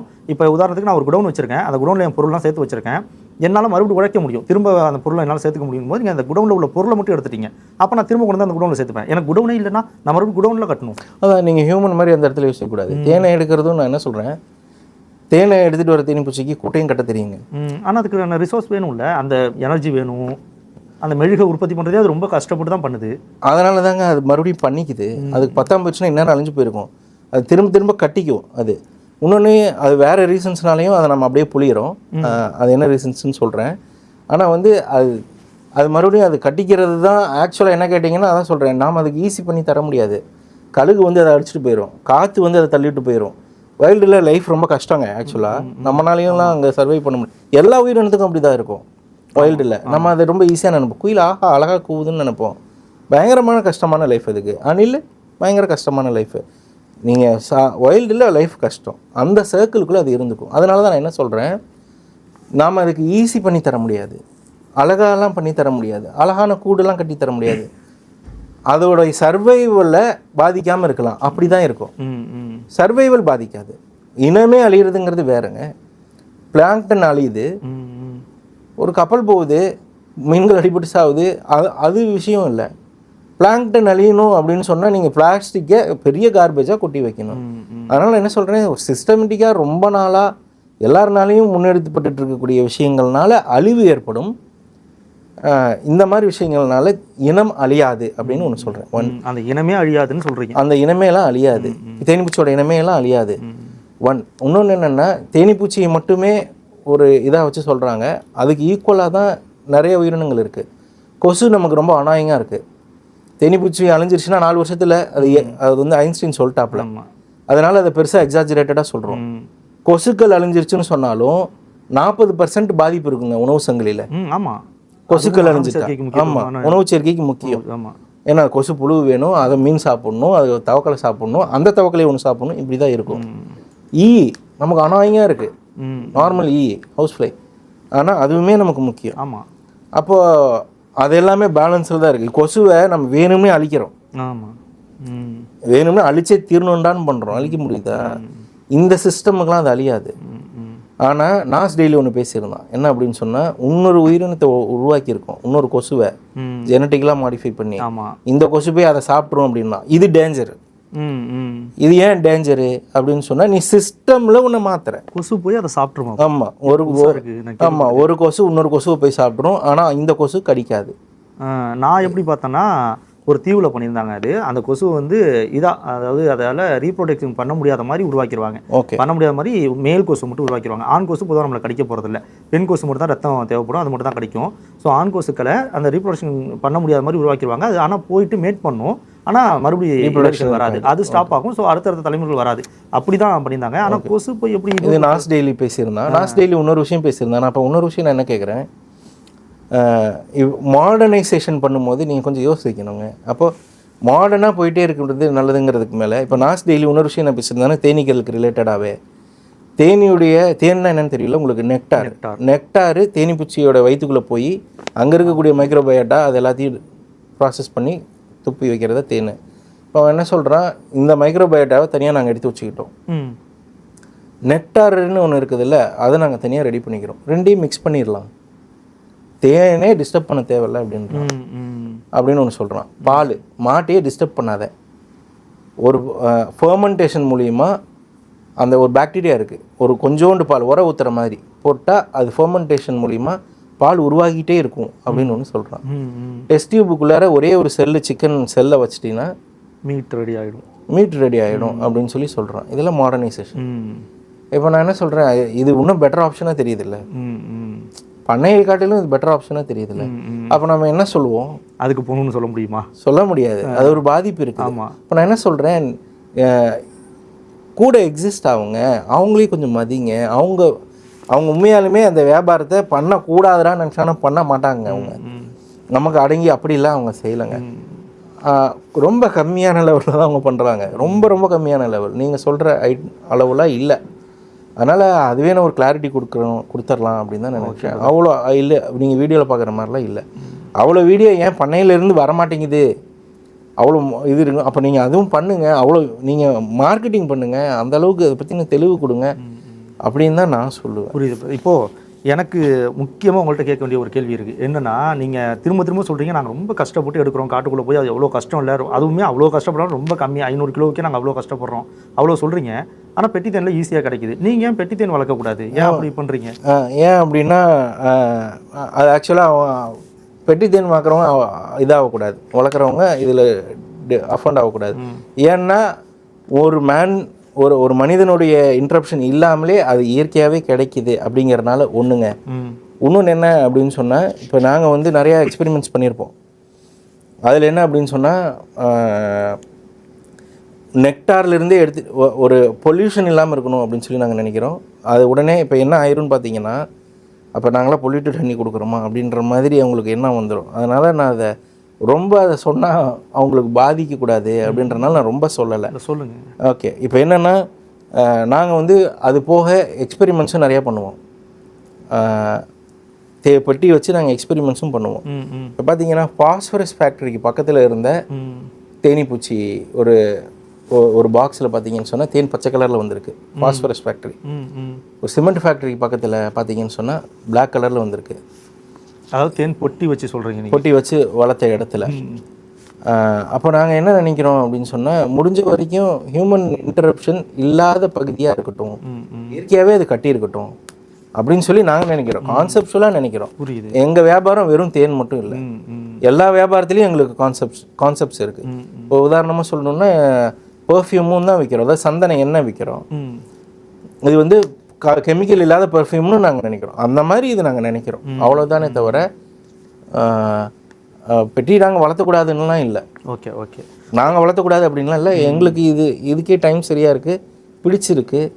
எங்களை நம்பி அந்த ட்ரைப்ஸ் இருக்காங்க. நான் அதை அந்த பக்கம் கொண்டு போக விரும்புகிறேன். நான் ஜஸ்ட் சொல்லிடுறேன், நீங்கள் சொன்ன மாதிரி அந்த சிமெண்ட் ஃபேக்ட்ரியா பாதரச ஃபேக்ட்ரியா அதுக்கு பக்கத்தில் இருக்கிறது அப்படி இருந்திருக்கலாம். ஆனால் நான் போய் பெட்டி தேன் வளர்க்கவங்க நிறைய பேர் பார்த்தேன், அவங்களாம் வனம் சார்ந்து தான், நம்ம அந்த வீடியோலேயே பார்த்துருப்பீங்க, காடு சார்ந்த பகுதிகளில் தான் வச்சுருக்காங்க. ஸோ அங்கே அந்த மாதிரி கண்டாமினேஷன் பெருசாக இருக்கிறதுக்கான வாய்ப்பு இல்லை இல்லையா? ஸோ எல்லாருமே அப்படி பண்ணுறாங்கலாம் சொல்ல முடியாது. பெட்டி தேன் அது இருக்கிற இடத்த பொறுத்து தான் அப்படி. ஆமாம், இல்லை தாங்க. இன்னொரு எனக்கு இதில் ஒரு கேள்வி என்னென்னா, இப்போ அந்த பாஸ்பரஸ் ஃபேக்ட்ரியை சுற்றி ஒரு வேளை காட்டில் உள்ள தேனீக்கள் தேன் எடுக்குது அப்படிங்கும்போது அதுவும் அப்படி தான் இருக்கும், வாய்ப்பு இருக்குல்ல? ஆமாம், அதுவும் அப்படி தான் இருக்கும். ஆனால் என்னென்னா, காடும் பாஸ்பரஸ் ஃபேக்ட்ரியும் கொஞ்சம் தூரம். அப்படி இருக்காது ஒன்று. ஆனால் பெட்டி தேன் வளர்க்குறவங்களுமே எல்லாருமே அப்படி இல்லை, அதுக்கு பக்கத்தில் போய் வைக்கிறவங்க கிடையாது. ஓகேங்க, இல்லை அது ஆக்செப்டபிள், நான் அதெல்லாம் நான் புரிஞ்சுக்கிறேன், வளர்த்துங்க. இன்னொன்று என்னென்னா, இந்த நாங்கள் வந்து நிறைய எக்ஸ்பெரிமெண்ட் பண்ணுறோன்னு சொல்கிறோம் பாருங்கள்.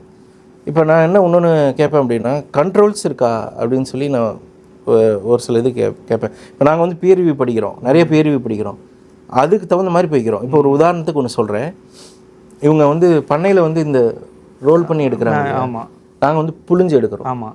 ஆனால் எது பெட்டராக தெரியுது அப்படின்னு சொன்னால் ரோல் பண்ணுறது தான் பெட்டராக தெரியும். ரோல் பண்ணுறது பெட்டராக தெரியும். ஆனால் இப்போ இதை வந்து ஒரு ஆய்வுபடுத்துகிறாங்க. 5 பேராமீட்டர் வைக்கிறாங்க. 4 பேராமீட்டரில் அது புளியறது தான் நல்லதுன்னு வந்திருக்கு. ஒரு பேராமீட்டரில் தான் அமிலேஸ் கொஞ்சம் குறையுது புளியும் போது. அப்போ இது ஆனால் ஒரு என்சைம். ஆமாம், ஒரு என்சைம். அது மட்டும்தான் கொஞ்சோண்டு குறையுது, அதாவது புளியும் போது. புளியறது தான் சிறந்தது அப்படின்னு ஆய்வு சொல்லுது. அப்போ நான் என்ன பண்ணுவேன்னா புளியை தான் செய்வேன். ஓகே, நான் எனக்கு சிறந்த இது தானே கொடுக்கணும்னு நினைப்பேன். அப்போ நான் அதை சுற்றுறது விரும்ப மாட்டேன். அப்போது அதே மாதிரி பார்த்தீங்கன்னு சொன்னால் போலனோட கொடுக்கறது. அந்த பண்ணையில் என்ன சொல்லியிருக்காங்கன்னா, போலன் மகரந்தத்தையெல்லாம் போட்டு கொடுத்துருவாங்கன்னு ஒரு அறிவிப்புக்குரிய பொருள் மாதிரி சொல்லியிருக்காங்க. போலன் இருக்கணுங்க. ஏன் போலன் இருக்கணும் அப்படின்னு சொன்னால் ஆய்வு கொடுக்குறேன். அதில் நியூட்ரியன்ஸ் இருக்குது. ஆமாம், போலன் இருக்குது. லிவர் ப்ராப்ளம்ஸை சரி பண்ணுது அப்படின்னு சொல்லி நிரூபணமாக இருக்குது. பேப்பர் கொடுக்குறேன் நான் உங்களுக்கு, if you want. Okay brother, எனக்கு இதில் நீங்கள் அடிக்கடி அனுப்பிச்சிடுறேன். இல்லை அதுக்காக இல்லை, எனக்கு எக்ஸ்ட்ரா ஒரு கொஸ்டின் இருக்குது. ரிவ்யூ பேப்பர் இப்போ இதில் நீங்கள் எதுலேருந்து எடுத்தீங்கன்னு எனக்கு தெரியல. இதெல்லாம் ஓகே, எனக்கு நீங்கள் நமக்கு ரிப்ளை வீடியோ ஒன்று கொடுத்துருப்பீங்க. அதில் எனக்கு ஒரு கொஸ்டின் தான், அது ஒரு கேள்வி, எனக்கு டவுட்னு கூட நீங்கள் வச்சுக்கோங்க. நீங்கள் அதில் வந்து எல்லாமே பெரும்பாலும் ரிசர்ச் கேட்லேருந்து எடுத்துருப்பேன் அப்படின்னு சொல்லியிருப்பீங்க. எனக்கு ரிசர்ச் கேட்டில் என்னோட பர்சனல் ஒப்பீனியன் இல்லை, இது நிறைய ரிசர்ச்சர்ஸ் வேர்ல்டு வைடாக என்ன சொல்லியிருக்காங்க அப்படின்னா, ரிசர்ச் கேட்டோட நம்பகத்தன்மையை கேள்விக்குள்ளாக்கியிருக்காங்க. ஓகே, நேச்சர் பப்ளிகேஷன் தெரியும் உங்களுக்கு, அதுலேயுமே அதை பற்றி ஒரு இது வந்திருக்கு. ஓகே, அதாவது ரிசர்ச் கேட்டில் வரதெல்லாம் உண்மையாக நம்பகத்தன்மை இருக்கிறதா அப்படின்னு சொல்லிட்டு ஒரு கொஸ்டின் பண்ணியிருக்காங்க. ஏன் அப்படின்னா, இப்போ நான் வந்து ஒரு இன்ஸ்டியூட்டில் இருக்கேன், ஒரு இன்ஸ்டியூட்டோட மெயில் ஐடி என்கிட்ட இருக்குனாலே போதும், நான் ஒரு ரிசர்ச் பேப்பரை வெளியிட முடியும். நீங்கள் கொடுத்ததெல்லாம் அப்படின்னு நான் சொல்ல வரல, ஆனால் ரிசர்ச் கேட்டில் ஒரு இப்படி ஒரு விஷயம் இருக்குது. அதை சொல்கிறேன். நிறைய ரிசர்ச்சர்ஸ் வந்து அதை அவ்வளோவா, அதாவது அவங்களோட ஸ்டூடெண்ட்ஸுக்கு சொல்லும்போது, நீங்கள் ரிசர்ச் பண்ணுன்றதுக்காக ரிசர்ச் பேப்பர்ஸை படிக்கிறீங்க, பியர் ரிவ்யூ படிக்கிறீங்க அப்படின்னா ரிசர்ச் கேட்டை நம்பாதீங்க, முழுசாக நம்பாதீங்க. மற்றது நிறையா இருக்குது, நமக்கு தெரியும். மற்ற பப்மெட் இருக்குது, அந்த மாதிரி நிறைய நம்மளுமே இப்போ அந்த மாதிரி வெப்சைட்ஸ் தான் எடுப்போம். நான் மேக்ஸிமம் ரிசர்ச் கேட்டில் பார்க்க மாட்டேன். ஸோ நீங்கள் அதை கொடுத்துருந்தீங்க அதில், அதனால தான் அதை உங்கள்கிட்ட கேட்கணும்னு நினச்சேன். இப்போ இதெல்லாம் அப்படி எடுத்தது இல்லை, அப்படி இல்லை. அது ஆக்சுவலாக டோட்டலி என்னை பொறுத்த வரைக்கும் பெர்செப்ஷனல். வேறையிலையும் ரிலீஸ் ஆனது தான் இது எல்லாமே கொடுத்தது. அது நீங்கள் அதிலே போட்டிருக்கோம். ஓகே, இதில் இல்லை, அது பார்த்துட்டேன். ஓகே, ஒரு சிலது ரிசர்ச் கேட்லையும் கொடுத்துருப்பேன். என்ன கேட்டீங்கன்னா பல மில்லியன் கணக்கான நபர்கள் இருக்காங்க, யார் வேணாலும் போடலான்ற மாதிரி இருக்கு. பியர் ரிவ்யூ பண்றாங்களோ இல்லையோ, யார் வேணாலும் போடலாம். ஒரு ஸ்டூடெண்ட் கூட நான் ரிசர்ச் பண்ணல, நான் அதுக்கு மேலே என்ன பண்ணுவேன்னு பார்த்தீங்கன்னா, அந்த பியர் ரிவ்யூவே படிப்பேங்க. அதில் என்ன பண்ணாங்க, என்ன டெஸ்ட் பண்ணாங்க அப்படிங்கிறது நான் படிப்பேன். ஸோ அதுக்கு மேலே அதில் டீப்பாக போய் தான் கரெக்டாக அதை நான் எடுத்துப்பேன், சும்மா சொல்லலை. கரெக்டாக. ஸோ இப்போது கையிலே புளியறதுனால என்ன பிரச்சனை இல்லை அப்படின்னு பார்த்தீங்கன்னா, போலன்னு மகரந்தம், அந்த மகரந்தம் பார்த்தீங்கன்னா லிவருக்கு ரொம்ப நல்லதுன்னு சொல்லிட்டு ஆய்வறிக்கை சொல்லுது. அப்போ நான் என்ன நினைப்பேன் அப்படின்னு சொன்னால், அதில் எனக்கு போலன் அதிகமாக கிடைக்குது. நீங்கள் தேன் சாப்பிட்டாலும் தெரியும் கொஞ்சம். எனக்கு அதில் போலன் அதிகமாக கிடைக்குது, அதில் ப்ரெஸ் பண்ணி எடுக்கிறாங்க. இது எல்லாமே ஆய்வறிக்கையின் படி பார்த்தீங்கன்னு சொன்னால் எனக்கு சாதகமாக இருக்குது. அதை சாப்பிடும் போதும் என் கஸ்டமர்ஸும் அதை ஃபீல் பண்ணுறாங்க. அதனால நான் அதோட லிமிட் பண்ணிக்கலாம், ஸ்டாப் பண்ணிக்கலாம்னு நினைக்கிறேன். பண்ணத்தை என்ன வைக்க மாட்டேன்னா, நான் பண்ண வைக்கணுன்னா எனக்கு வசதிப்பட்டால் நான் வைப்பேன். அதுலேயும் நான் கான்செப்ஷுவலாக தான் போவேன். உதாரணமாக பதனி இருக்காங்க இல்லையா, பதனியை ஃபீட் பண்ணி அதை எனக்கு தேனாக கன்வெர்ட் பண்ணி கொடுமான்னு சொல்லி தேனிக்கிட்ட இருந்து வாங்கிப்பேன். பதனியை நீங்கள் தேனிக்கு கொடுத்து அதை தேனாக மாற்றி வாங்கிப்பேன். உலகத்திலே இல்லைங்க, உலகத்திலே இல்லை. ஏன்னா பதனி தமிழ்நாட்டோடைய மாநில மரம். ஆமாம், வேற எங்கேயும் இந்த அளவுக்கு பனை இது கிடையாது. இங்கே தான் அதில் பதனி கிடைக்குது. அப்போ இது நீங்கள் உலகம் பூராமே நீங்கள் மார்க்கெட் பண்ணலாமே. அப்போது என்னென்னா இந்த மாதிரி பண்ணுறாங்க. கொரியன் வெப்சைட் அதை நான் தரேன். அதில் பார்த்தீங்கன்னா ஒவ்வொரு பழத்திலிருந்தும் அதை எடுத்து அதுக்கு ஃபீட் பண்ணி அதை வந்து ஜூஸ்.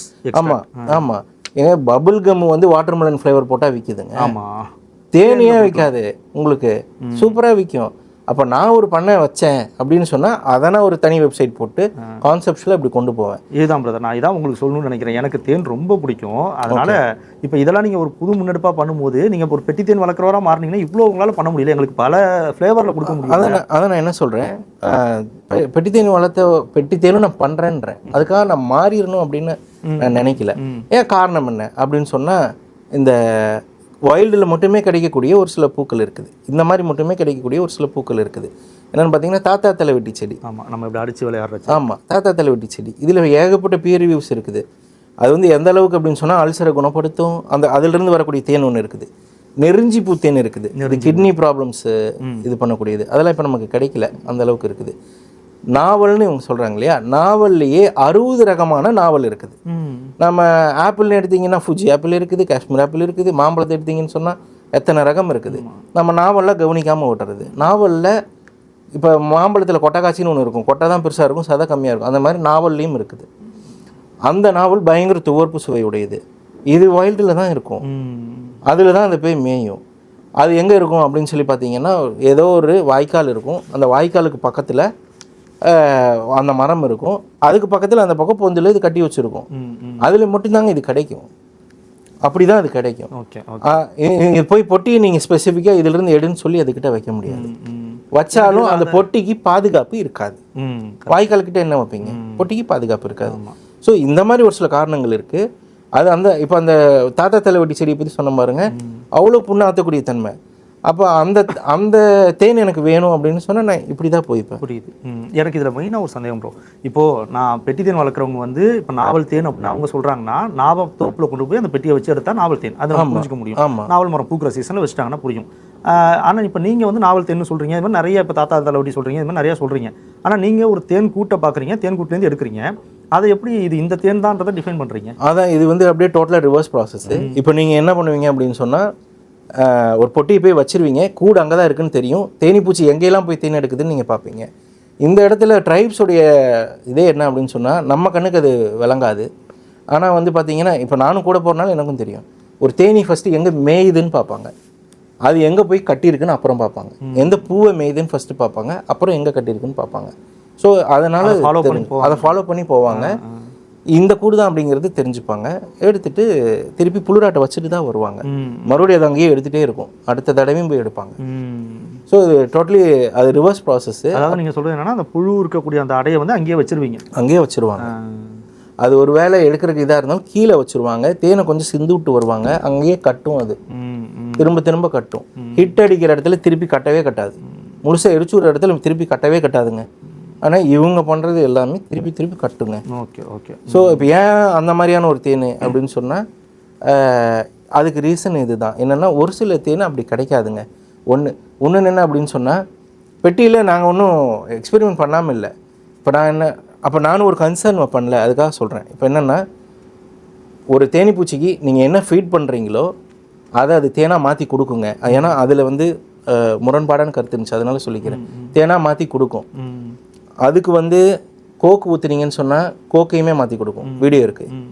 பெப்சி ஊற்றுனீங்கன்னு சொன்னால் பெப்சி மாற்றி தரும். ஃபேண்டா ஊற்றுனீங்கன்னா ஃபேண்டாவையுமே மாற்றி தரும். இது போக பார்த்தீங்கன்னு சொன்னால், நாங்கள் இந்த எக்ஸ்பெரிமெண்ட்டை பண்ணணும்னு நினச்சி நாங்கள் என்ன பண்ணோம் அப்படின்னு சொன்னால், ஓட்கா ஊற்றுறோம். அதில் தேனீ கூட்டுக்குள்ளே ஓட்கா ஊற்றுறோம், பெட்டி தேனில். இது ஓட்காவையும் அது மாற்றி கொடுத்துருக்கு, தேனாக மாற்றுது. இது ஓட்காவை தான் மாற்றுதான்னு தெரியணும் இல்லையா? அதனால நாங்கள் என்ன பண்ணோம்னா, அதுக்கு ஃபுட் கலரிங் கொடுத்தோம். அதுக்கு ஃபீட் பண்ணும் போதே அது பச்சை கலரில் ஓட்காவையே தேனாக சேகரித்து கொடுத்துருக்குது. இப்போ நான் என்ன கேள்வி கேட்குறேன் அப்படின்னா, இப்போ இப்போ நான் ஓட்காவையும் அது எடுத்துக்கிச்சு. அப்போ அக்கம் பக்கத்தில் என்ன இருக்குதோ அதனுடைய சுற்றத்தை அது பிரதிபலிக்குது. இப்போ நம்ம என்ன பண்ணோம் அப்படின்னு சொன்னால், பண்ணைகள் விஷயத்துலையுமே நீங்கள் சர்க்கரையவே கொடுக்க தேவையில்லை. சர்க்கரை இல்லாத சமயத்தில் அதானே உங்கள் மேலே குற்றச்சாட்டாக வருதுன்னு சொல்கிறீங்க. அதுக்கு பதிலாக பயங்கர இயற்கையான பொருளை கொடுக்கலாம். துளசி சாறை கொடுக்கலாம்ல, துளசி சாறை கொடுக்கலாம். வாட்டர் மெலனு வேஸ்ட்டாக போகுது, அதை கொடுக்கலாம். தக்காளி ஏதாவது கொட்டுவாங்க போய், ஏதாவது தக்காளியவே நீங்கள் கொடுக்கலாம். மேபி தக்காளி சாறை நீங்கள் அதுக்கு கொடுக்கலாம். Tomato flavoured honey, watermelon flavoured honey, பதினி ஃப்ளேவர்டு ஹனி, சூப்பராக பண்ணலாமேங்க. எனக்கு இடம் கிடையாது. மேபி நான் இது நீங்கள் கேட்டீங்க இல்லையா, ஏன் பண்ணலாம்ல, ஐடியா இருக்குது, டைம் இல்லை. இல்லை பிரதர், இப்போ இடம் தேவையே இல்லை இதில். நாங்கள் போய் பார்க்கும்போது எனக்கு புரியுது, யாருக்குமே அங்கே இடம் இல்லை. இப்போ நான் நிறைய நண்பர்கள் பெட்டி தேன் வளர்க்குறவங்களுக்கு 1 ஏக்கர் நிலம் கூட இல்லை. அவங்க என்ன பண்ணுறாங்கன்னா, பெட்டியை வாங்கி கொண்டு போய் மற்றவங்களோட நிலத்தில் நான் வச்சுக்கிறேன்னு பர்மிஷன் கேட்டு வைக்கிறாங்க. அந்த மாதிரி தான் பெரும்பாலானவங்க பண்ணுறாங்க. அதனால் பெருசாக இடம் ஒரு பொருட்டு இல்லை. நீங்கள் முடிஞ்ச வரைக்கும் இதெல்லாம் எங்களுக்கு பண்ணி கொடுத்தா நல்லா ட்ரை பண்ணுவோங்க. நான் ட்ரை பண்ணுவேன். இன்னொன்று என்னென்னா, நான் வந்து இன்னொன்று ஓப்பனாக சொல்லிடுங்க, நான் சின்ன வியாபாரி, ரொம்ப ரொம்ப சின்ன வியாபாரிங்க. வீடியோவில் பார்க்குற மாதிரியோ என்கிட்ட 5 பேர் தாங்க வேலைக்கு இருக்காங்க. நீங்கள் வீடியோவில் பார்க்குற மாதிரியே பிரமிப்பாக தெரியும் போல் இருக்குது. நான் ரொம்ப ரொம்ப சின்ன வியாபாரி, ரொம்ப கம்மியான அளவு தான் நான் விற்கிறேன். இன்னொன்று நான் ரொம்ப பணக்காரன்னு நினச்சிப்பாங்க போல இருக்குது. மிடில் கிளாஸு, ரொம்ப சாதாரணமான ஆள். அதுலேயும் தமிழ்நாடு பூராமே நான் தான் தேனை விற்கிறேன் அப்படின்னு நினைப்பாங்க. அப்படிலாம் இல்லை, நிறைய இடத்துல விற்கிறாங்க. இல்லை பிரதர், உங்களோட வீடியோஸ் வந்து ஃப்ரீக்வெண்ட்டாக இருக்கிறனாலையும் ஃபாலோவர்ஸ் அதிகமாக இருக்கிறனாலையும் இப்போ நம்ம ஒரு நார்மலாக தான் ஒரு ஷார்ட்ஸ் நான் போடுறேன், ஒரு 3 நிமிஷம் ஷார்ட்ஸ் ஒன்று போடுறேன், அதில் ஃபுல்லாக டேக் பண்ணுறது உங்களை தான் பண்ணுறாங்க. ஆமாம், ஸோ பார்க்குறவங்களுக்கு அப்படி தானே தெரியும். நான் என்ன சொல்கிறதெல்லாம் வந்து நான் அவங்கள பார்க்கும்போது தெரியுது, நேரடியாக வீடியோ பார்க்கும்போது அப்படி தான் நினைக்கிறாங்க. என்னென்னா இது அது வந்து ஒரு மார்க்கெட்டிங் தாங்க. அதில் நீங்கள் எப்படி சொல்கிறது, நாங்கள் கொஞ்சம் மார்க்கெட்டிங் நல்லா பண்ணுறோன்னு நினைக்கிறேன். 4 பேத்துக்கு தெரியுது, அவ்வளோதானே தவிர நீங்கள் நினைக்கிற மாதிரி அவ்வளோ இது இல்லை. ஓகே பிரதர், அடுத்து முக்கியமான ஒரு கேள்வி. இப்போ நம்ம அந்த ராகனி இப்போ தான் நீங்கள் கொடுக்குறீங்க இல்லையா, ராகனியில் நம்ம ஏற்கனவே இந்த FSSAI சர்டிஃபிகேட் அதெல்லாம் பற்றி பேசி. ஆமாங்க. நீங்கள் வந்து அதுலேருந்து இப்போ என்ன பண்ணுறீங்கன்னா பாட்டில் எடுத்துக்கிட்டு காட்டுக்கு போயிடுறீங்க. ஆமாங்க. அந்த பாட்டிலில் ஒரு ஸ்டிக்கரில் யார் உங்களுக்கு ஆர்டர் பண்ணாங்களோ அவங்களோட பேரை ஒட்டியிருக்கீங்க. ஆமாங்க. அப்படியே எடுத்து ஒன்று அந்த அடையை அப்படியே உள்ளே போட்டு தேனை ஊற்றியோ இல்லை அப்படியே தேனை புழிஞ்சோ கொடுத்துட்றீங்க. இந்த மாதிரி கொடுக்கறதுக்கும் FSSAI சர்டிஃபிகேட் கொடுக்குறாங்க. ஆக்சுவலாக என்ன இருக்குன்னா, FSSAIயில் அன்லேபிள்டாக விற்கிறதுக்குமே FSSAI சர்டிஃபிகேட்டு உண்டுங்க. ஆனால் நாங்கள் லேபிள்டாக விற்கிறோம். நான் அந்த வீடியோவில் அங்கே அவர் பேரை சொல்லி அவருக்கு டிரான்ஸ்பரன்சி கொடுக்கணும்னு பண்ணுறோம். வந்து அது லேபிள் ஆகி தான் போகுது. திரும்ப நீங்கள் FSSAI சர்டிஃபிகேட்டோட தான் அனுப்புவீங்க. ஆமாம், அதை லேபிள் பண்ணி தான் அனுப்புவோம். அதுக்கு முன்னாடி லேப் டெஸ்ட் எடுத்து வச்சுருப்போம். எப்படின்னு சொன்னால், ஒரு பொந்தி தேன் எடுக்கிறோம்னா பொந்தி தேனுக்கான லேப் டெஸ்ட் எடுத்து வச்சுருப்போம். அதனுடைய நியூட்ரிஷன் வேல்யூ எல்லாமே எங்களுக்கு தெரியும். அது உட்பட அதை நாங்கள் லேபிள் பண்ணி தான் விற்கிறோம். ஆனால் லேபிள் பண்ணாமலும் விற்கிறதுக்கு FSSAIயில் அதுக்கு ஒரு கேட்டகிரி இருக்குது. அன்லேபிள்டு ராஹனி அப்படின்னு சொல்லி ஒரு கேட்டகிரி இருக்குது, அவங்க அலோவ் பண்ணுறாங்க. ஓகே. அந்த மாதிரி அன்லேபிள்டாக ராஹனி விற்கக்கூடியவங்களுக்கு GST கூட இல்லை. இவங்க நாங்கள் மாதிரி லேபிள் பண்ணி விற்கிறவங்களுக்கு GST இருக்குது. GST அன்லேபிள்டாக விற்கிறோம். இப்போ நீங்கள் ஆனால் அன்லேபிள்டாக விற்கல. இல்லை, நாங்கள் லேபிள்டாக தான் விற்கிறோம். அவங்க ஃபில் பண்ணுறோம். எங்களுக்கான அது எப்படி கன்வே ஆகுதுன்னா, நீங்கள் வீடியோவில் காட்டுற மாதிரி அப்படியே இதை பாருங்கள், இதான் உங்களுக்கு அனுப்புகிறோம்லாம் சொல்கிறீங்க. ஸோ அந்த பேரோட அவங்களோட பேரை ஒட்டியிருக்கீங்க. அப்போ அதில் நீங்கள் ஒரு வீடியோவில் வந்து அந்த பேர் பிஞ்சு வந்திருக்கும். அப்போ பிரதர்கிட்ட நீங்கள் சொல்லுவீங்க, அதை போய் மறுபடியும் ஒட்டிடு அப்படின்னு சொல்லுவீங்க. ஸோ நீங்கள் அந்த பேரோட தான் அப்படியே நீங்கள் அனுப்புவீங்கன்ற மாதிரி தான் எங்களுக்கு அது கன்வே பேர் இருக்கும். அந்த பேர் சைடில் ஃபுல்லாக லேபிள் இருக்கும். அது எனக்கு தெரியாதுல்ல. ஏன் அது பண்ணலாம் அப்படின்னு நாங்கள் நினச்சோம்னா, இன்னொன்றுமே நாங்கள் பண்ணலாம்னு நினச்சோம். என்ன பண்ணலாம்னு நினச்சோம்னா, இப்போ நம்ம ஒரு இடத்த இப்படி கிறுக்கிறோம்னா சேம் கிறுக்கலை நம்ம மறுபடியும் போட முடியாது. ஆமாம், திரும்ப அதே மாதிரி பண்ண முடியாது. அப்போ நாங்கள் என்ன பண்ணலாம் அப்படின்னு நினச்சோன்னா, இது நீங்கள் இந்த தேனை தான் வாங்குறீங்கன்றனால லேபிள் எடுத்து ரேண்டமாக கிறுக்கி ஒட்டி எக்ஸாக்ட் இதே பாட்டில் தாங்கிறத நான் இன்ஷூர் பண்ணியிருக்கேன்னு சொல்லிட்டு காமிச்சிட்டு ஆஃபீஸ் வந்துடுறது. அவங்க கேட்டாங்கன்னு சொன்னால் அதை சுற்றி இருக்கிற பகுதியில் அந்த லேபிளை ஒட்டி தான் அனுப்புவோம். அது டிரான்ஸ்பரன்சி கொடுக்கறதுக்கு. புரியுது. நீங்கள் தப்பான பொருளை வாங்கலை அப்படின்னு. ஆமாம், அது புரியுது. இப்போ எனக்கு முக்கியமாக இன்னொரு கேள்வி என்ன வந்துச்சுன்னா, நீங்கள் இந்த ராகனி விஷயத்துலேயே நீங்கள் இந்த ஸ்டிக்கர் ஒட்டி கொடுத்து அனுப்புறீங்க. அதில் பொதுவாகவே நான் பேசுன நிறைய பேர் சொன்னது தான், நம்ம தேனை பதப்படுத்துறதுன்னு ஒரு மெத்தட் இருக்குது. அதை வந்து அந்த பாலிஸ்டேஷன் மாதிரியே தண்ணியில் வச்சு கொதிக்க வச்சு பண்ணுறாங்க. நீங்கள் அதை பண்ணுறதில்ல இல்லையா? பொதுவாக பண்ணுறதில்ல. ஸோ அப்படி பண்ணுனீங்க அப்படின்னா அதுக்கு நீங்கள் எக்ஸ்பைரி டேட் கொடுக்கணும்னு அவசியம் இல்லையோ, இல்லை அது எனக்கு சரியாக தெரியல. ஆனால் நீங்கள் அதை பண்ணுறதில்லங்கும் போது பாலிஸ்டேஷன் மெத்தடில் அதை பண்ணாதப்போ, அதை கொதிக்க வைக்காதப்போ, பதப்படுத்தாதப்போ அதுக்கான ஒரு பீரியட் இருக்கும்ல, ரொம்ப கம்மியான பீரியட்குள்ள தான் அதை யூஸ் பண்ண முடியும், இல்லைனா கெட்டு போயிடும், புளிச்சு போயிடும் அப்படின்னு சொல்கிறாங்க. இது எப்படி? ஆக்சுவலாக அதை தான் நான் சொல்கிறேன். இவங்கள சொல்லலை, நம்மளை காட்டிலும் பார்த்தீங்கன்னா ட்ரைப்ஸ் ரொம்ப அறிவார்ந்த மக்களுங்க. என்னென்னு பார்த்தீங்கன்னா, தேன் கெடும் கெடாது இந்த டிபேட் போய்கிட்டே கிடக்கு. அதில் ராயல் ஜெல்லின்னு ஒன்று இருக்குங்க. ஆமாம், அது பியுடைய மெயின்டெனன்ஸ்லேயே இருக்கணும். இப்போ நீங்கள் என் தேனையே வாங்கிட்டு போகலாம், நான் வந்து உங்களுக்கு கொஞ்சம் கொடுத்து விட்றேன், இல்லைனா அடுத்த தடவை வரும்போது நான் கொடுத்து விட்றேன், 1 வருஷம் வேணாலும் வச்சுக்கோங்க, கெடாது. அதை நான் வந்து சும்மா பதிலாக சொல்ல, வந்து இருந்து பார்த்து அப்படியே நான் எடுத்து தரேன், கெடாது. 2 வருஷம் கழிச்சு வந்து சொல்லுங்கள், 1 வருஷம் கழிச்சு வந்து சொல்லுங்கள், கெடாது. எப்போ கெடும் அப்படின்னு சொன்னால், இந்த ராயல் ஜெல்லின்னு ஒன்று இருக்கும், அதுக்கு பியுடைய மெயின்டெனன்ஸ் இருக்கணுங்க. ராணி தேனிக்கு கொடுக்குற ஜெல்லி அது. அது இல்லாமல் எம்ப்ரியோஸுக்கும் கொடுக்கும், பிறந்து வர இதுக்கும் அதுதான் கொடுக்கும். ராணி தேனீக்களின் தாய்ப்பால்னு சொல்லுவாங்க. அது அதில் கலந்துருச்சு சொன்னால் புளிச்சிருங்க. அது கலக்காத மாதிரி நாம் எடுத்தோம் அப்படின்னு சொன்னால் அது புளிக்காது. ஸோ இப்போ என்கிட்ட ஒரு சில கஸ்டமர்ஸ் வாங்கியிருப்பாங்க இல்லையா, 2 monthsல கெட்டுரும்னு சொன்னால் எனக்கு எவ்வளோ கம்ப்ளைண்ட்ஸ் வந்திருக்கும், அது எவ்வளோ பிரச்சனையாக இருக்கும். இப்போ நீங்கள் மதியானம் நான் உங்களுக்கு கொஞ்சம் தேன் கொடுத்தேன், சாப்பிட்டு பாருங்கன்ட்டு, அதில் 6 months பேக் எடுத்ததுங்க. 6 மாதம் முன்னாடி எடுத்தது அது 6 months பேக் எடுத்தது. தேனை பொறுத்த வரைக்கும் என்ன அப்படின்னு சொன்னால், இட்ஸ் லைக் வைன். கெடாதுன்றீங்க. The older the better. எவ்வளோ பழசாகுதோ அது அவ்வளோ பெட்டர். துருக்கியில் சொத்து வைன் வைக்கிறாங்கல்ல, அங்கே வந்து ஹராமு. அதனால் என்ன பண்ணியிருப்பாங்கன்னா தேனை சேகரித்து வச்சுட்டு போவாங்க. அது ஷார்ட்ஸ் எல்லாம் பயங்கர ஃபேமஸாக போச்சு. 100 வருஷத்துக்கு முன்னாடி வச்சா தேன், அதை நான் அறுத்து கொடுத்துட்டு இருக்கேன், எந்த பதப்படுத்துதல் முறையும் கிடையாது. பிரமிட்ல 3000 ஆண்டுகளுக்கு முன்னாடி கூட அதுவும் இருக்குது. அப்போ தேன் ஆக்சுவலாக ராயல் ஜெல்லி கலக்காத வரைக்கும் கெடாது. அதை அந்த மாதிரி நம்ம இன்ஷூர் பண்ணி எடுக்கணும். அதனால இது கெடுறதில்ல. இன்னொன்று என்ன அப்படின்னு சொல்லி பார்த்தீங்கன்னா, நான் ஹீட் பண்ணுறதில்ல தான், அது சோம்பேறித்தனப்பட்டுட்டு இல்லை. நீங்கள் ஒரு தேனிப்பூச்சி போய் ஒரு நெக்டாரை எடுத்துகிட்டு வருதுன்னு சொன்னால் அந்த நெக்டாரு உங்களுக்கு சும்மா போய் சாப்பிட்டிங்கன்னா சேராது. அந்த மாதிரி பல நெக்டார் இருக்குது. இன்னும் சொல்ல போனால் சும்மா போய் சாப்பிட்டா நமக்கு விஷமாகவும் இருக்கலாம். இதை வந்து அது பி பேக்கில் வச்சு கொண்டு வரும். பி பேக்கில் மைக்ரோபயோட்டா, அதனுடைய மைக்ரோபயோட்டா இருக்கும். அதுதான் இந்த காம்ப்ளெக்ஸ் சுகரை சிம்பிளிஃபைடு சுகராக பிரேக் டவுன் பண்ணுங்கள். இப்போ சாப்பிட்டிங்கன்னா விஷம் இருக்காது. அதாவது பாருங்கள் எவ்வளோ பியூட்டிஃபுல். ஒரு சேராத ஒரு பொருள், நம்ம உடம்புக்கு சேராத ஒரு பொருளை அது வயிற்றுக்குள்ளே கொண்டு போயிட்டு வெளியே வந்துடுச்சுன்னு சொன்னால் நமக்கு நல்லது தர பொருளாக, ஒத்து போகிற பொருள் மட்டும் இல்லை, நல்லது செய்கிற பொருளாக மாறிடுது, இனிப்பான பொருளாகவும் மாறிடுது. இந்த மைக்ரோபயோட்டா வந்து ஹீட் பண்ணால் செத்து போயிருங்க. இப்போ நீங்கள் வேறு ஏதாவது ஒன்று சாப்பிட்றீங்க, உங்களுக்கு உபாதை தரக்கூடிய பொருளை கூட தேனை சாப்பிட்டீங்கன்னு சொன்னால் ஏன் உடனே ஏப்பம் வருது, ஏன் உடனே ஜீரணமாயிருது அப்படின்னு சொன்னால் அது வேலை செய்யும். அப்போ அதனால நான் அதை ஹீட் பண்ணுறதில்ல. ஆனால் அவங்க அதுக்கு ஒரு எக்ஸ்ப்ளனேஷன் வச்சுருக்காங்க. என்ன அப்படின்னு சொன்னால், இந்த லெவலுக்கு மேலே ஹீட் பண்ணால் தான் அது சாகும், இந்த லெவல் வரைக்கும் சாகாதுன்னு. Okay, accepted. நான் உங்களை எந்த குறையும் சொல்லலை, எனக்கு முடிஞ்ச வரைக்கும் ஹீட் பண்ண வேணாம், அவ்வளோதான் நான் சொல்கிறேன். Okay okay. அதனால கையில் போலன் வேணும்னு கையில் ப்ரெஸ் பண்ணிக்கிறேன். 4 பேராமீட்டரில் பெட்டருங்கிறனால கையில் ப்ரெஸ் பண்ணிக்கிறேன்.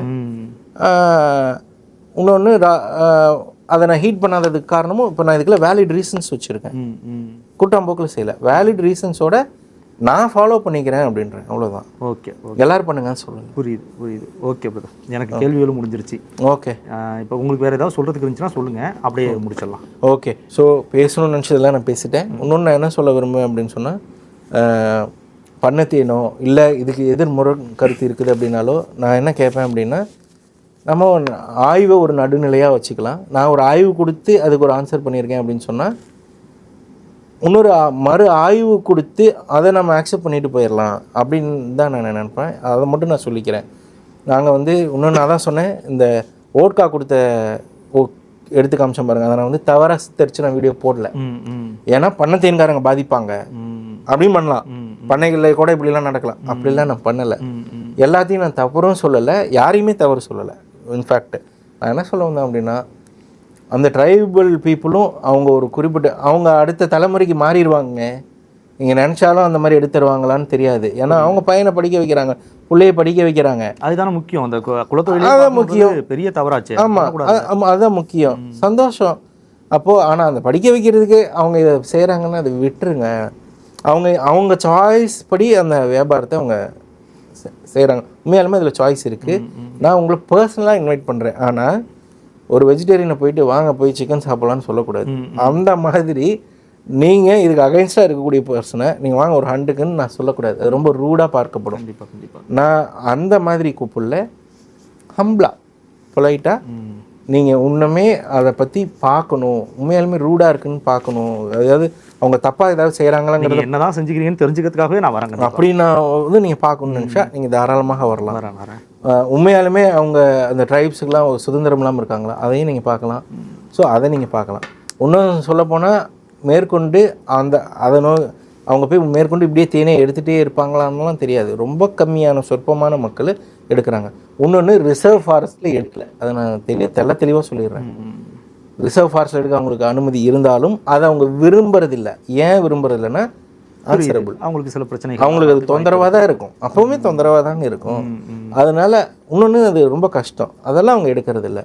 இந்த மாதிரியே ஏகப்பட்ட நிலங்கள் உண்டு. ப்ரைவேட் லேண்டே விடப்பட்ட நிலங்கள், காடு மாதிரி கிடக்கிற நிலங்கள் ஏகப்பட்டது உண்டு தமிழ்நாட்டில். தேடணும், அலையணும், போய் பார்க்கணும். அதுக்கு நான் ரெடியாக இருக்கிறேன். அதனால் என்னை கூப்பிட்டு போகிறாங்க. இன்னொன்று சொல்லணுன்னா, அவங்க என்னை விரும்புகிறாங்க, அவங்க ரொம்ப என்னை நேசிக்கிறாங்க, நான் அவங்கள நேசிக்கிறேன் ரொம்ப.